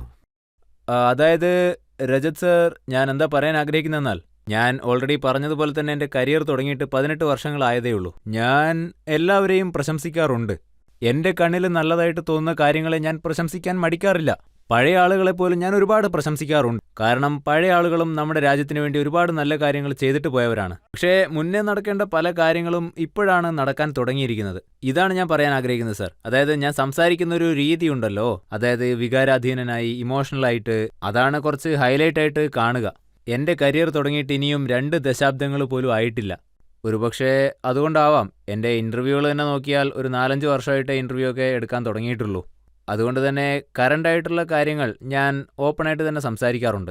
അതാണ് എൻ്റെ ഒരു നേച്ചർ. താങ്കൾക്ക് വളരെയധികം ഇഷ്ടമാണോ? എനിക്കൊരുപാട് ഇഷ്ടമാണ്. വളരെ ആഴമുള്ള ഒരു ആത്മാവാണ്. ഇതിനു മുന്നേ നമ്മളുടെ സനാതനത്തിന്, നമ്മുടെ സന്യാസിമാർക്ക്, നമ്മുടെ മഹാന്മാർക്ക് എത്രമാത്രം പരിഗണനയും ബഹുമാനവും, അതിലും പ്രത്യേകിച്ച് മഹാന്മാർക്ക് വളരെ കുറച്ചേ കിട്ടിയിരുന്നുള്ളൂ. ഇപ്പോൾ നമ്മുടെ തീർത്ഥാടന സ്ഥലങ്ങൾക്ക് നമ്മുടെ സംസ്കാരത്തിന്റെ എല്ലാ അടയാളങ്ങൾക്കും അതിൻ്റെതായ ബഹുമാനവും നിലയും വിലയും താങ്കളുടെ കിട്ടുന്നുണ്ട്. റിയാക്ഷൻ വളരെ വ്യത്യസ്തമാണെന്നാണ് ജനങ്ങൾ പറയുന്നത്. ഈ സൈഡിൽ ഓപ്പറേഷൻ സിന്ദൂർ നടക്കുമ്പോൾ ആ സൈഡിൽ താങ്കൾ ഒരു പാട്ടുണ്ടാക്കി. അതിൽ നമ്മളുടെ സേനകളുടെ ധൈര്യം, നമ്മുടെ ഇന്ത്യൻ പൗരന്മാരുടെ മഹത്വം, സംസ്കാരം, നമ്മുടെ നാടിന്റെ എല്ലാ ഗ്ലോറികളെയും ഞാൻ പാട്ടുകളിൽ ഉൾപ്പെടുത്തിയിട്ടുണ്ട്. അതിന്റെ കൂടെ ഞാൻ ഇതും പാടിയേ തീരും. അങ്ങനെയാണ് ഉണ്ടാക്കിയത്. മഹാകുംഭമേളയുടെ സമയത്തും താങ്കൾ വളരെ പെട്ടെന്ന് തന്നെ ഒരു പാട്ട് സൃഷ്ടിച്ചു. അതായത് നോക്കുകയാണെങ്കിൽ എനിക്ക് കിട്ടുന്ന പ്രോജക്ട്സ്, എനിക്ക് അതിലൂടെ ഫീസും കിട്ടുന്നുണ്ട്. അതായത് പണം കിട്ടുന്നുണ്ടല്ലോ, അപ്പോൾ അതിന്റെ പണികളും പെട്ടെന്ന് തീർക്കണമല്ലോ. ഡൽഹി നിയമസഭാ ഇലക്ഷനിൽ BJP ജയിച്ച സമയത്ത് അപ്പോഴും താങ്കൾ ഒരു പാട്ട് എഴുതി, ആപ്കാ ഗാന്ധേന്ന്. അതെ. അതായത് ചില മൂവ്മെന്റ്സ് ഒക്കെ എങ്ങനെയുള്ളതാണെന്ന് നോക്കുകയാണെങ്കിൽ, ഞാനൊരു ഡൽഹിക്കാരനായതുകൊണ്ട് ഡൽഹിയുടെ മോശം മുഖവും കണ്ടിട്ടുണ്ട്, അതുപോലെ തന്നെ നല്ല മുഖവും കണ്ടിട്ടുണ്ട്. അതുകൊണ്ട് തന്നെ ചില കാര്യങ്ങൾ എൻ്റെ മനസ്സിൽ നിന്ന് അറിയാതെ പുറത്തു വരും. ഒരു കലാകാരന്റെ കടമയാണിത്. അവൻ എപ്പോഴും ഒരുപോലെ തന്നെ ഒരേ കാര്യങ്ങൾ ചെയ്യാതെ വർത്തമാനകാലത്ത് നടന്നുകൊണ്ടിരിക്കുന്ന കാര്യങ്ങളെ പറ്റിയും തൻ്റേതായിട്ടുള്ള അഭിപ്രായങ്ങൾ പറയണം. പിന്നെ ഒരു കലാകാരൻ എന്ന വാക്കിന്റെ അർത്ഥം എന്റർടൈൻ ചെയ്യിക്കുന്നവൻ എന്ന് മാത്രമല്ല, തിരിച്ചറിവുള്ളവനാവണം. മറ്റുള്ളവർക്ക് അത് ഉണ്ടാക്കണം. 2011 താങ്കൾ കേജ്രിവാളിനെ പ്രശംസിച്ച് പാടിയിരുന്നു, എഹേര ഗുജേക്കാന്ന്. അതെ, അത് ഞാൻ അദ്ദേഹത്തെ പ്രശംസിച്ച് പാടിയതല്ല സാർ. അത് ഞാൻ അണ്ണാ ഹസാരെ സാറിന് വേണ്ടി പാടിയതാ. അതങ്ങനെ തന്നെ ഞാൻ ഇപ്പോഴും നിങ്ങളോട് പറയുള്ളൂ. അംബർ തക് യഹീനാഥ് ഗുജേഗ. ഈ പാട്ട് ഞാനന്ന് അണ്ണാ ഹസാരെ സാറിന് വേണ്ടി പാടിയതാണ്. അന്ന് എനിക്ക് അദ്ദേഹം ആരാന്ന് അറിയില്ല. ഇപ്പോൾ നിങ്ങളൊരു പേര് പറഞ്ഞില്ലേ, അദ്ദേഹം ആരാന്ന് എനിക്ക് അറിയില്ല. പക്ഷേ 2017 താങ്കൾ ഒരു അതിശയം നടത്തി. 2017 ഉത്തർപ്രദേശിൽ ഇലക്ഷൻ നടക്കുന്ന സമയത്ത് താങ്കൾ മായാവതിക്ക് വേണ്ടി ഒരു പാട്ടുപാടി. അതിൽ അവരെ താങ്കൾ ദേവിന്ന് പ്രശംസിച്ചു. മറ്റൊന്ന് അഖിലേഷിന് വേണ്ടി താങ്കൾ പാടി, ധടക് ധടക് അഖിലേഷ് എന്ന് പറഞ്ഞ്. മൂന്നാമതായി യോഗി ആദിത്യനാഥിന് വേണ്ടി പാടി, റൌഡികളുടെ ഭരണത്തിൽ നിന്ന് മോചനം നേടിത്തന്ന യോഗിന്ന്. അതായത് ഒരു പാട്ടുകാരൻ 3 പേർക്ക് വേണ്ടി പാടിയിരിക്കുന്നു. അതായത് സാർ, താമരയും പിടിച്ചുകൊണ്ട് സൈക്കിളിലും കയറി ആനയുടെ മുകളിലും കയറി. കോൺഗ്രസിന് വേണ്ടി ഞാൻ പാടിയിട്ടുണ്ട് സാർ. അത് ശരി. ഞാൻ 4 പേർക്ക് വേണ്ടിയും പാടിയിട്ടുണ്ട് സാർ. പ്രതീക്ഷിക്കാത്ത രീതിയിൽ ഒരു കാര്യം നടന്നു. എല്ലാം റിലീസായത് ഒരേ സമയത്താണ്, പക്ഷേ പാടിയത് വേറെ വേറെ സമയങ്ങളിലും. അതുകൊണ്ട് നിങ്ങളിപ്പോ ആദ്യം ഒരു പേര് പറഞ്ഞിരുന്നില്ലേ, അത് ഞാൻ എൻ്റെ കരിയറിന്റെ ബിഗിനിങ്ങിൽ തന്നെ പാടിയിരുന്നതാണ്. ആ സമയത്ത് എനിക്ക് കാണുന്ന എല്ലാവരെയും ദൈവത്തെ പോലെയാണ് തോന്നുക. തുടക്കകാലത്ത് എല്ലാവർക്കും അങ്ങനെ ആയിരിക്കുമല്ലോ സാർ. പോകെ പോകെ നമുക്ക് പലരിൽ നിന്നും പലതും പഠിക്കാൻ പറ്റും. അപ്പോഴാണ് നമുക്ക് കാര്യങ്ങളെ പറ്റിയൊക്കെ ഒരു വ്യക്തമായ ഐഡിയ കിട്ടുക. എന്ത് ജോലി ചെയ്യണം, എങ്ങനെയൊക്കെ അത് ചെയ്യണം, എത്രമാത്രം പേയ്മെന്റ് ഡിമാൻഡ് ചെയ്യണം. അതിനുശേഷമാണ് ഈ സഡക് സഡക് പാട്ടൊക്കെ ഞാൻ പാടിയത്. 2013-ലോ 12-ലോ ആണ് ഞാൻ ഈ പാട്ട് പാടിയത്. സഡക് സഡക്, ദടക് ദടക്, സഡക് സഡക്. അത് കഴിഞ്ഞപ്പോൾ പിന്നെ പെട്ടെന്ന് തന്നെ അപ്രതീക്ഷിതമായിട്ട് ഈ യോഗിജിയുടെ വർക്കുകളൊക്കെ വന്നു. ആ സമയത്ത് നോക്കിയാ അന്ന് ഞാൻ പാടിയിരുന്ന ഒട്ടുമിക്ക പാട്ടുകളും ഒരേ സമയത്ത് തന്നെ റിലീസ് ചെയ്തു. അപ്പോൾ കേൾക്കുന്നവർ വിചാരിക്കും, ആഹാ, ഈ ഗായകൻ 4 പേരെയും സപ്പോർട്ട് ചെയ്ത് പാടിയിരിക്കുകയാണല്ലോ. ഇതാണ് സംഭവിച്ചത്. ഞാനതൊക്കെ വേറെ വേറെ സമയങ്ങളിൽ പാടിയ പാട്ടുകളാണ്. മോദിജിയുടെ 75ാമത്തെ പിറന്നാൾ ഇപ്പം വരാൻ പോകുന്നു. താങ്കൾ അദ്ദേഹത്തിന് വേണ്ടി എന്തെങ്കിലും പാട്ട് കമ്പോസ് ചെയ്തിട്ടുണ്ടോ? 2017-ൽ അഹമ്മദാബാദിൽ വെച്ച് ഒരു ഷോ നടന്നിരുന്നു. ആ ഷോ നടത്തിയ ആൾ ആരാണെന്ന് വെച്ചാൽ ഇപ്പോഴുള്ള ഹോം മിനിസ്റ്റർ, ഗുജറാത്തിലെ അഹമ്മദാബാദിൽ നിന്നുള്ള ആളാണ് അദ്ദേഹം, ഹർഷൻ സാങ്വിജി. അന്ന് അദ്ദേഹത്തിന്റെ 67th ബർത്ത്ഡേ ആയിരുന്നു നമ്മുടെ പ്രധാനമന്ത്രിയുടെ. സോ അന്ന് 67 അടിയുള്ള ഒരു കേക്ക് റെഡിയാക്കി. ഇങ്ങനെയൊക്കെ ബ്രഹ്മാണ്ഡമായിട്ടാണ് ആ പരിപാടി നടത്തിയത്. അതിന്റെ ഭാഗമായിട്ട് എന്റെ കോൺസെർട്ടും കൂടി ഉണ്ടായിരുന്നു. അപ്പോൾ അപ്രതീക്ഷിതമായിട്ടൊരു പാട്ട് കേട്ടു. Happy birthday to you Sunita. അപ്പോൾ എൻ്റെ മനസ്സിൽ പെട്ടെന്നൊരു കാര്യം വന്നു. ബാക്കി കാര്യങ്ങളൊക്കെ ഓക്കെ, പക്ഷേ ഈ പിറന്നാൾ ഗാനം, ഏതോ ഒരു പടത്തിൽ റിലീസായ ഒരു പാട്ട്, ആ സമയത്ത് വേറെ അതിനെപ്പറ്റി വലിയ അവയർനെസ് ഒന്നുമില്ല. ഏതെങ്കിലും ഒരു ഗായകരോ അല്ലെങ്കിൽ ഏതെങ്കിലും ഒരു കലാകാരനോ ഒരു പിറന്നാൾ ഗാനം സിനിമാ ഗാനത്തിൽ നിന്നല്ലാതെ സൃഷ്ടിക്കാൻ കഴിയില്ല. അതുകൊണ്ട് ഞാൻ സാറിൻ്റെ 70ാമത്തെ പിറന്നാളിന് ഒരു പുതിയ പാട്ടുണ്ടാക്കി, ഒരു പിറന്നാൾ ഗാനം, ശുഭ ജന്മദിനം. അത് കേട്ടിട്ട് അന്ന് സാറ് ട്വീറ്റൊക്കെ ചെയ്തിരുന്നു. അതുകൊണ്ട് തന്നെ നിങ്ങളിപ്പോൾ ആവശ്യപ്പെട്ട ഈ ഒരു ഗാനം ഞാൻ മുന്നേ ചെയ്തു കഴിഞ്ഞു. നിങ്ങളൊന്ന് കേട്ട് നോക്കൂ. അത് സംസ്കൃതത്തിലും ഉണ്ട്, ഹിന്ദിയിലും ഉണ്ട്. പിന്നെ ഇനി വരാൻ പോകുന്ന അടുത്ത ജൂലൈ 17 താങ്കളുടെയും പിറന്നാളല്ലേ? അതെ. താങ്കൾ ആ ദിവസത്തിന് വേണ്ടി എന്തെങ്കിലും പാട്ട് എഴുതിയിട്ടുണ്ടോ?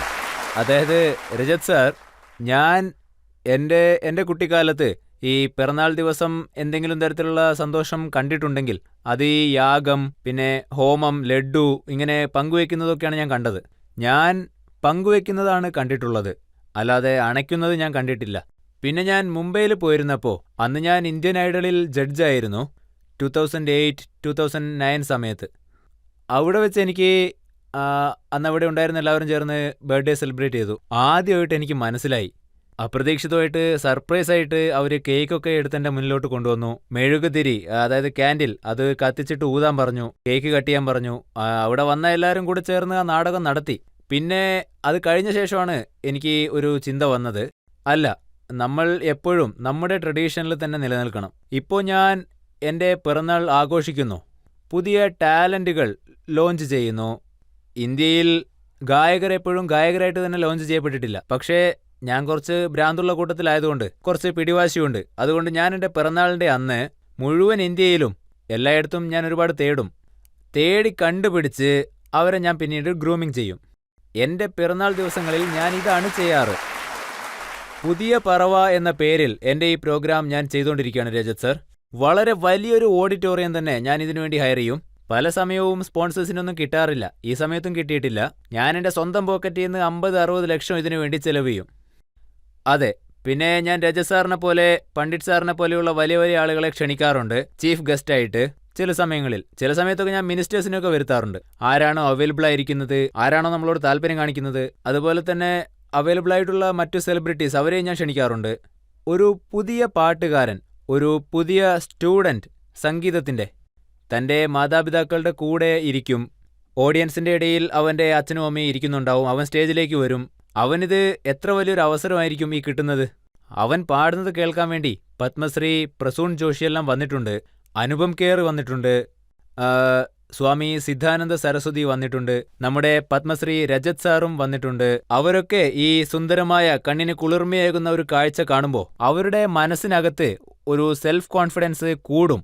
ഇതാണ് ഞാൻ ചെയ്തുകൊണ്ടിരിക്കുന്നത് എല്ലാ വർഷവും എൻ്റെ പിറന്നാളിൻ്റെ അന്ന്. ഈ വർഷം പുതിയ പറവയുടെ 9ാമത്തെ വർഷമാണ്. സത്യത്തിൽ വളരെ നല്ല കാര്യമാണ് താങ്കൾ ചെയ്യുന്നത്. എല്ലാവരും താങ്കളുടെ പിറന്നാൾ ഇങ്ങനെ ആഘോഷിക്കുകയാണെങ്കിൽ ഇതിലും നല്ല കാര്യം വേറെ എങ്ങനെയാണ് എന്താ? സപ്പോർട്ട് കിട്ടുന്നതെന്ന് വെച്ചാ, ഈ പ്രകൃതിയുടെ ഒരു വരദാനം ഉണ്ടല്ലോ, നല്ല കാര്യം ചെയ്യാൻ നമ്മൾ ഒരു അടിയെടുത്ത് മുന്നോട്ട് വെച്ചാ ദൈവം നമുക്ക് 100 അടിയോളം മുന്നോട്ടുള്ള വഴി നമുക്ക് കാണിച്ചു തരും. എങ്ങനെയാണെന്ന് വെച്ചാൽ, നമുക്ക് സ്വന്തമായിട്ട് സ്റ്റുഡിയോ ഉണ്ട്, നമുക്ക് സ്വന്തം റെക്കോർഡിംഗ് കമ്പനിയുണ്ട്, കൈലാസ റെക്കോർഡിംഗ്, നമുക്ക് സ്വന്തമായിട്ട് പ്രൊഡക്ഷൻ ഹൗസും ഉണ്ട്. നമ്മൾ മുഴുവൻ ഷോയും പ്രൊഡ്യൂസ് ചെയ്യുന്നു, മുഴുവൻ വീഡിയോസും നമ്മൾ പ്രൊഡ്യൂസ് ചെയ്യുന്നു. അതുപോലെ ഒരാളുമായിട്ട് നമ്മൾ ഒരു അഗ്രിമെന്റും ഒപ്പിടുന്ന പോലുമില്ല. അതുപോലെ ഇത് ഞങ്ങൾ ഗൈഡ് ചെയ്യുന്നു. ഇത് നോക്കൂ, ആകെ ഠഗോ കി ബസ്തി ഹേ. आगे ठगों की बस्ती है, चुपचाप ठगे जाना, वहाँ डायन डसती है, खुद आप ढसे जाना, चाल चल मोहब्बतियाँ, अरे ओ उल्फतियाँ. നമ്മുടെ മുന്നിലുള്ളത് തട്ടിപ്പുകാരുടെ കൂട്ടമാണ്. അതുകൊണ്ട് നമ്മൾ ജാഗ്രതയോടെ ഇരിക്കണം. വളരെ നല്ല കാര്യമാണ്. ആർക്കെങ്കിലും എന്തെങ്കിലും ചോദിക്കാനുണ്ടോ? യോഗി സാറിനെ പറ്റി മൂവി ഇറങ്ങാൻ പോകുന്നെന്ന് കേട്ടിരുന്നു. ആ മൂവിയിൽ ഒരു റോൾ താങ്കളാണോ ചെയ്യാൻ പോകുന്നത്? അത് സത്യമാണോ സാർ? താങ്കളെ കാണാൻ അദ്ദേഹത്തെ പോലെ ഉണ്ട്, അതുകൊണ്ടാ. എന്താ സംഭവിച്ചതെന്ന് വെച്ചാ, ഒരു തവണ ഞാൻ ഒരു ഷോ ചെയ്തുകൊണ്ടിരിക്കുകയായിരുന്നു. അതിൽ മിക്കയും പിന്നെ ഞാനും കോർട്ട് ജഡ്ജായിട്ട് ഇരുന്നു. മിക്ക എൻ്റെ അടുത്ത് വന്നതിനെ ശല്യം ചെയ്തുകൊണ്ടേയിരുന്നു. ഞങ്ങൾ യോഗിജിയെ വെച്ച് ഒരു പടം എടുക്കാൻ പോവുകയാണെന്നും പറഞ്ഞ് എന്നോട് മൊട്ടയടിക്കാൻ പറഞ്ഞു. കാരണം യോഗിജിയുടെ വേഷം ഞാനാണ് അത്ര ചെയ്യേണ്ടത്. ഇങ്ങനെ ഓരോ കോമഡികൾ നടന്നുകൊണ്ടിരുന്നു. ഇതാരോ പേപ്പറിൽ കൊടുത്തു. ഈ കാര്യം പത്രത്തിൽ വന്നതിന് ശേഷം ഈ കാര്യം യോഗിജിയും അറിഞ്ഞു. യോഗിജി ഈ കാര്യം അറിഞ്ഞതിന് ശേഷം ഒരുപാട് പേര് പറയാൻ തുടങ്ങി, ഞാൻ കാണാനും യോഗിജിയെ പോലെ ഉണ്ട് എന്ന്. അതായത് ഞാൻ മൊട്ടയടിക്കുകയാണെങ്കിൽ എന്നെപ്പറ്റി ഒരുപാട് പേര് അങ്ങനെയൊക്കെ പറയാറുണ്ട്, യോഗിജിയെ പോലെ ഉണ്ടെന്ന്. സാർ, താങ്കൾ ഇത്രയും കഷ്ടപ്പെട്ട് വിജയിച്ചു വന്നിട്ട് താങ്കൾ ജീവിതത്തിൽ ഇപ്പോൾ വലിയൊരു സ്ഥാനത്താണ് നിൽക്കുന്നത്. ഇനി വരുന്ന തലമുറകൾക്ക് വേണ്ടി താങ്കൾക്കൊരു 2 വരി പറയാൻ പറ്റുമോ സാർ? പാട്ടുകളിലൂടെയോ ഇല്ലെങ്കിൽ എന്തെങ്കിലും പറയാനാണെങ്കിലോ താങ്കൾ എന്ത് മെസ്സേജ് ആയിരിക്കും കൊടുക്കുക? എന്താന്ന് വെച്ചാൽ ഇപ്പൊ ഇവിടെ നിറയെ ബോയ്സും ഗേൾസും ഒക്കെ ഉണ്ട്, അതുകൊണ്ടാണ്. इश्क जुनू जब हद से बढ़ जाए, हंसते हंसते आशिक सूली चढ़ जाए, जब इश्क का जादू सर चढ़ कर बोले, खूब लगा लो पहरे रस्ते रब खोले, यही इश्क दी मर्जी है, यही रब दी मर्जी है, तेरे बिन जीना कैसा हाँ खुद गर्जी है, तूने क्या कर डाला, मर गई मैं, मिट गई मैं, हो जी, हाँ जी, हो गई मैं तेरी दीवानी, दीवानी. ഞങ്ങൾ 4 വർഷങ്ങൾക്ക് മുന്നേ കാർഗിൽ പോയിരുന്നു. ഒരു 3-4 വർഷമായി കാണും. ജൂലൈ 24-നാണ് ഞങ്ങൾ പോയത്, കാർഗിൽ ഡേ ആയിട്ട് ആഘോഷിക്കുന്ന ദിവസം. അന്ന് ഞങ്ങൾ അവിടെ പോയി. അന്ന് അവിടെ ആസാം റൈഫിൾസിലെ ഒരു ഓഫീസറിനെ ഞങ്ങൾ അവിടെ വെച്ച് കണ്ടു. അദ്ദേഹത്തിന് ടൈഗർ ഹില്ലിൻ്റെ മേലെ ഒരു വീടുണ്ടായിരുന്നു താമസിക്കാൻ. അദ്ദേഹം തൻ്റെ ബേസിൽ നിന്ന് പോകുമ്പോൾ അദ്ദേഹത്തിൻ്റെ കാതിൽ ഒരു ഭാഗത്ത് ഹെഡ്ഫോൺ ഇട്ടിരുന്നു. അതിൽ അദ്ദേഹം ഈ ഒരു പാട്ടാണ് കേട്ടുകൊണ്ടിരുന്നത്, തേരി ദീവാനി. അതായത് उन्नतिशील देश नहीं होता धन के भरे खजानों से, उन्नतिशील देश नहीं होता टैंक तोप विमानों से, उन्नतिशील देश नहीं होता खंदक और खदानों से, उन्नतिशील देश होता है उन्नतिशील नौजवानों से.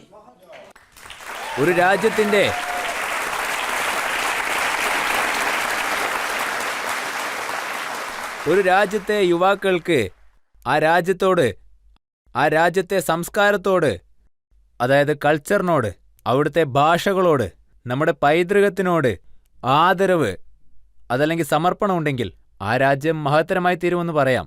ഞാൻ ഇടയ്ക്കിടെ ഒരു കാര്യം പറയാറുണ്ട്. എപ്പോഴൊക്കെ നിങ്ങൾക്ക് അവസരങ്ങൾ കിട്ടുന്നുവോ, എപ്പോഴൊക്കെ നിങ്ങൾക്ക് ഉത്തരവാദിത്തങ്ങൾ കിട്ടുന്നുവോ, അപ്പോൾ നിങ്ങൾ ചരിത്രം സൃഷ്ടിക്കുന്ന ഒരു പ്രവൃത്തി ചെയ്യേണ്ടതുണ്ട്. അങ്ങനെ ചെയ്തില്ലെങ്കിൽ വരുന്നവരുടെയും പോകുന്നവരുടെയും ഒന്നും ഒരു കണക്കും ശരിക്കും ഉണ്ടാവത്തില്ല. ഇതാണ് യുവാക്കളോടുള്ള എൻ്റെ മെസ്സേജ്. കൈലാഷ് സാർ, ഒരു നല്ല മെസ്സേജോട് കൂടി നമുക്കിപ്പോൾ ഒരു ചെറിയ ബ്രേക്ക് എടുക്കാം. ബ്രേക്കിന് ശേഷം ആപ്കി അദാലത്തിൽ ഇന്നത്തെ ജഡ്ജിയായ പണ്ഡിറ്റ് സാധൻ മിശ്രയുടെ ജഡ്ജ്മെന്റ് എന്താണെന്ന് നമുക്ക് നോക്കാം.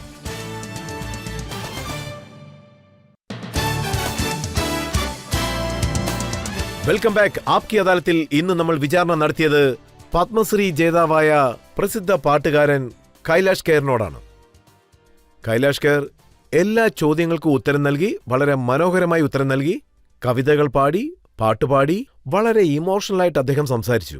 ഒരു ചോദ്യത്തിൽ നിന്നും അദ്ദേഹം രക്ഷപ്പെടാൻ ശ്രമിച്ചില്ല. ഇന്നത്തെ നമ്മുടെ ആപ്കി അദാലത്തിൽ നമ്മുടെ ജഡ്ജിയായ പണ്ഡിറ്റ് സാജൻ മിശ്രയുടെ ജഡ്ജ്മെന്റ് നോക്കാം. കൈലാഷ് സാർ, ലോകത്തെ പ്രശസ്തരായ ഗായകരിൽ താങ്കളും ഒരാളാണ്. നിങ്ങളുടെ മേഖലയിൽ, നിങ്ങളുടെ പ്രൊഫഷനിൽ നിങ്ങളുടേതായ ഒരു സ്ഥാനം നിങ്ങൾക്കുണ്ട്. എല്ലാ തരത്തിലുള്ള പാട്ടുകളും താങ്കൾ പാടിയിട്ടുണ്ട്. അതുപോലെ തന്നെ താങ്കൾക്ക് സാഹിത്യത്തിലുള്ള അറിവ്, എനിക്കറിയാവുന്നിടത്തോളം താങ്കൾ പുസ്തകം ധാരാളം വായിക്കുമെന്ന് കേട്ടിട്ടുണ്ട്. നിങ്ങളുടെ ഈ പുസ്തക വായന നിങ്ങളുടെ ജീവിതത്തിലും നിങ്ങളുടെ വാക്കുകളിലും പ്രകടമായി കാണുന്നുണ്ട്, ആത്മീയതയിൽ കാണുന്നുണ്ട്. ഒരു സംശയവും വേണ്ട, ദൈവം നിങ്ങളോടൊപ്പം എപ്പോഴും ഉണ്ട്. എല്ലാവർക്കും അറിയാം താങ്കളൊരു ശിവഭക്തനാണെന്ന്. അതുപോലെ തന്നെ താങ്കൾ ഉപയോഗിക്കുന്ന ഓരോ വാക്കുകളും ഒരു പുണ്യമായ നീരുറവ പോലെ നിങ്ങളുടെ നാവിൽ നിന്നും കേൾക്കാൻ കഴിയുന്നു. അത് ഞങ്ങളെ വളരെയേറെ സ്വാധീനിച്ചിട്ടുണ്ട്. നിങ്ങളെ എല്ലാവർക്കും ഇഷ്ടമാണ്, നിങ്ങളെ എല്ലാവർക്കും സ്നേഹമാണ്. നിങ്ങളുടെ വാക്കുകളിൽ നിന്നും മനസ്സിലാവും നിങ്ങളിൽ എത്രമാത്രം സ്നേഹമുണ്ടെന്ന്. ഞാൻ ദൈവത്തോടൊന്നു മാത്രമേ പ്രാർത്ഥിക്കുന്നുള്ളൂ, താങ്കൾ ഇതുപോലെ തന്നെ ആയുരാരോഗ്യ സൗഖ്യത്തോടുകൂടി ഇരിക്കണം. ഇന്ത്യയിലെ വളരെ വ്യത്യസ്തമായൊരു ഫോക്ക് സംഗീതം താങ്കൾ ലോകത്തിന് പരിചയപ്പെടുത്തി. അത് ഈ ലോകം മുഴുവൻ കേൾക്കണം. കേൾക്കുന്ന എല്ലാവർക്കും ഒരു ആനന്ദമുണ്ടാകണം. അതുപോലെ തന്നെ ഇവിടെ കൂടിയിരിക്കുന്ന എല്ലാവർക്കും വേണ്ടി ഞാൻ താങ്കൾക്ക് ആശംസകൾ അറിയിക്കുകയാണ്. നന്ദി, നന്ദി സർ. എല്ലാവർക്കും നന്ദി, നന്ദി. ഇതുപോലെ തന്നെ പ്രസിദ്ധ പാട്ടുകാരനായ കൈലാഷ് ഖേർ ലോകത്തുള്ള എല്ലാ ജനങ്ങളെയും ഇങ്ങനെ സന്തോഷപ്പെടുത്തിക്കൊണ്ടേയിരിക്കണം. ജനങ്ങളുടെ മനസ്സ് കീഴടക്കുന്നത് പോലെയുള്ള നല്ല സംഗീതം അദ്ദേഹം എപ്പോഴും നൽകിക്കൊണ്ടേയിരിക്കണം. ജനങ്ങളുടെ മനസ്സിൽ ദേശഭക്തി ഉണ്ടാക്കണം, ഭക്തി ഉണ്ടായിരിക്കണം. ഈ ഷോ ഇതോടെ അവസാനിക്കുകയാണ്. അടുത്ത എപ്പിസോഡിൽ വീണ്ടും വന്ന് കാണാം പുതിയൊരു സെലിബ്രിറ്റിയോടൊപ്പം. അതുവരെ നന്ദി, നമസ്കാരം.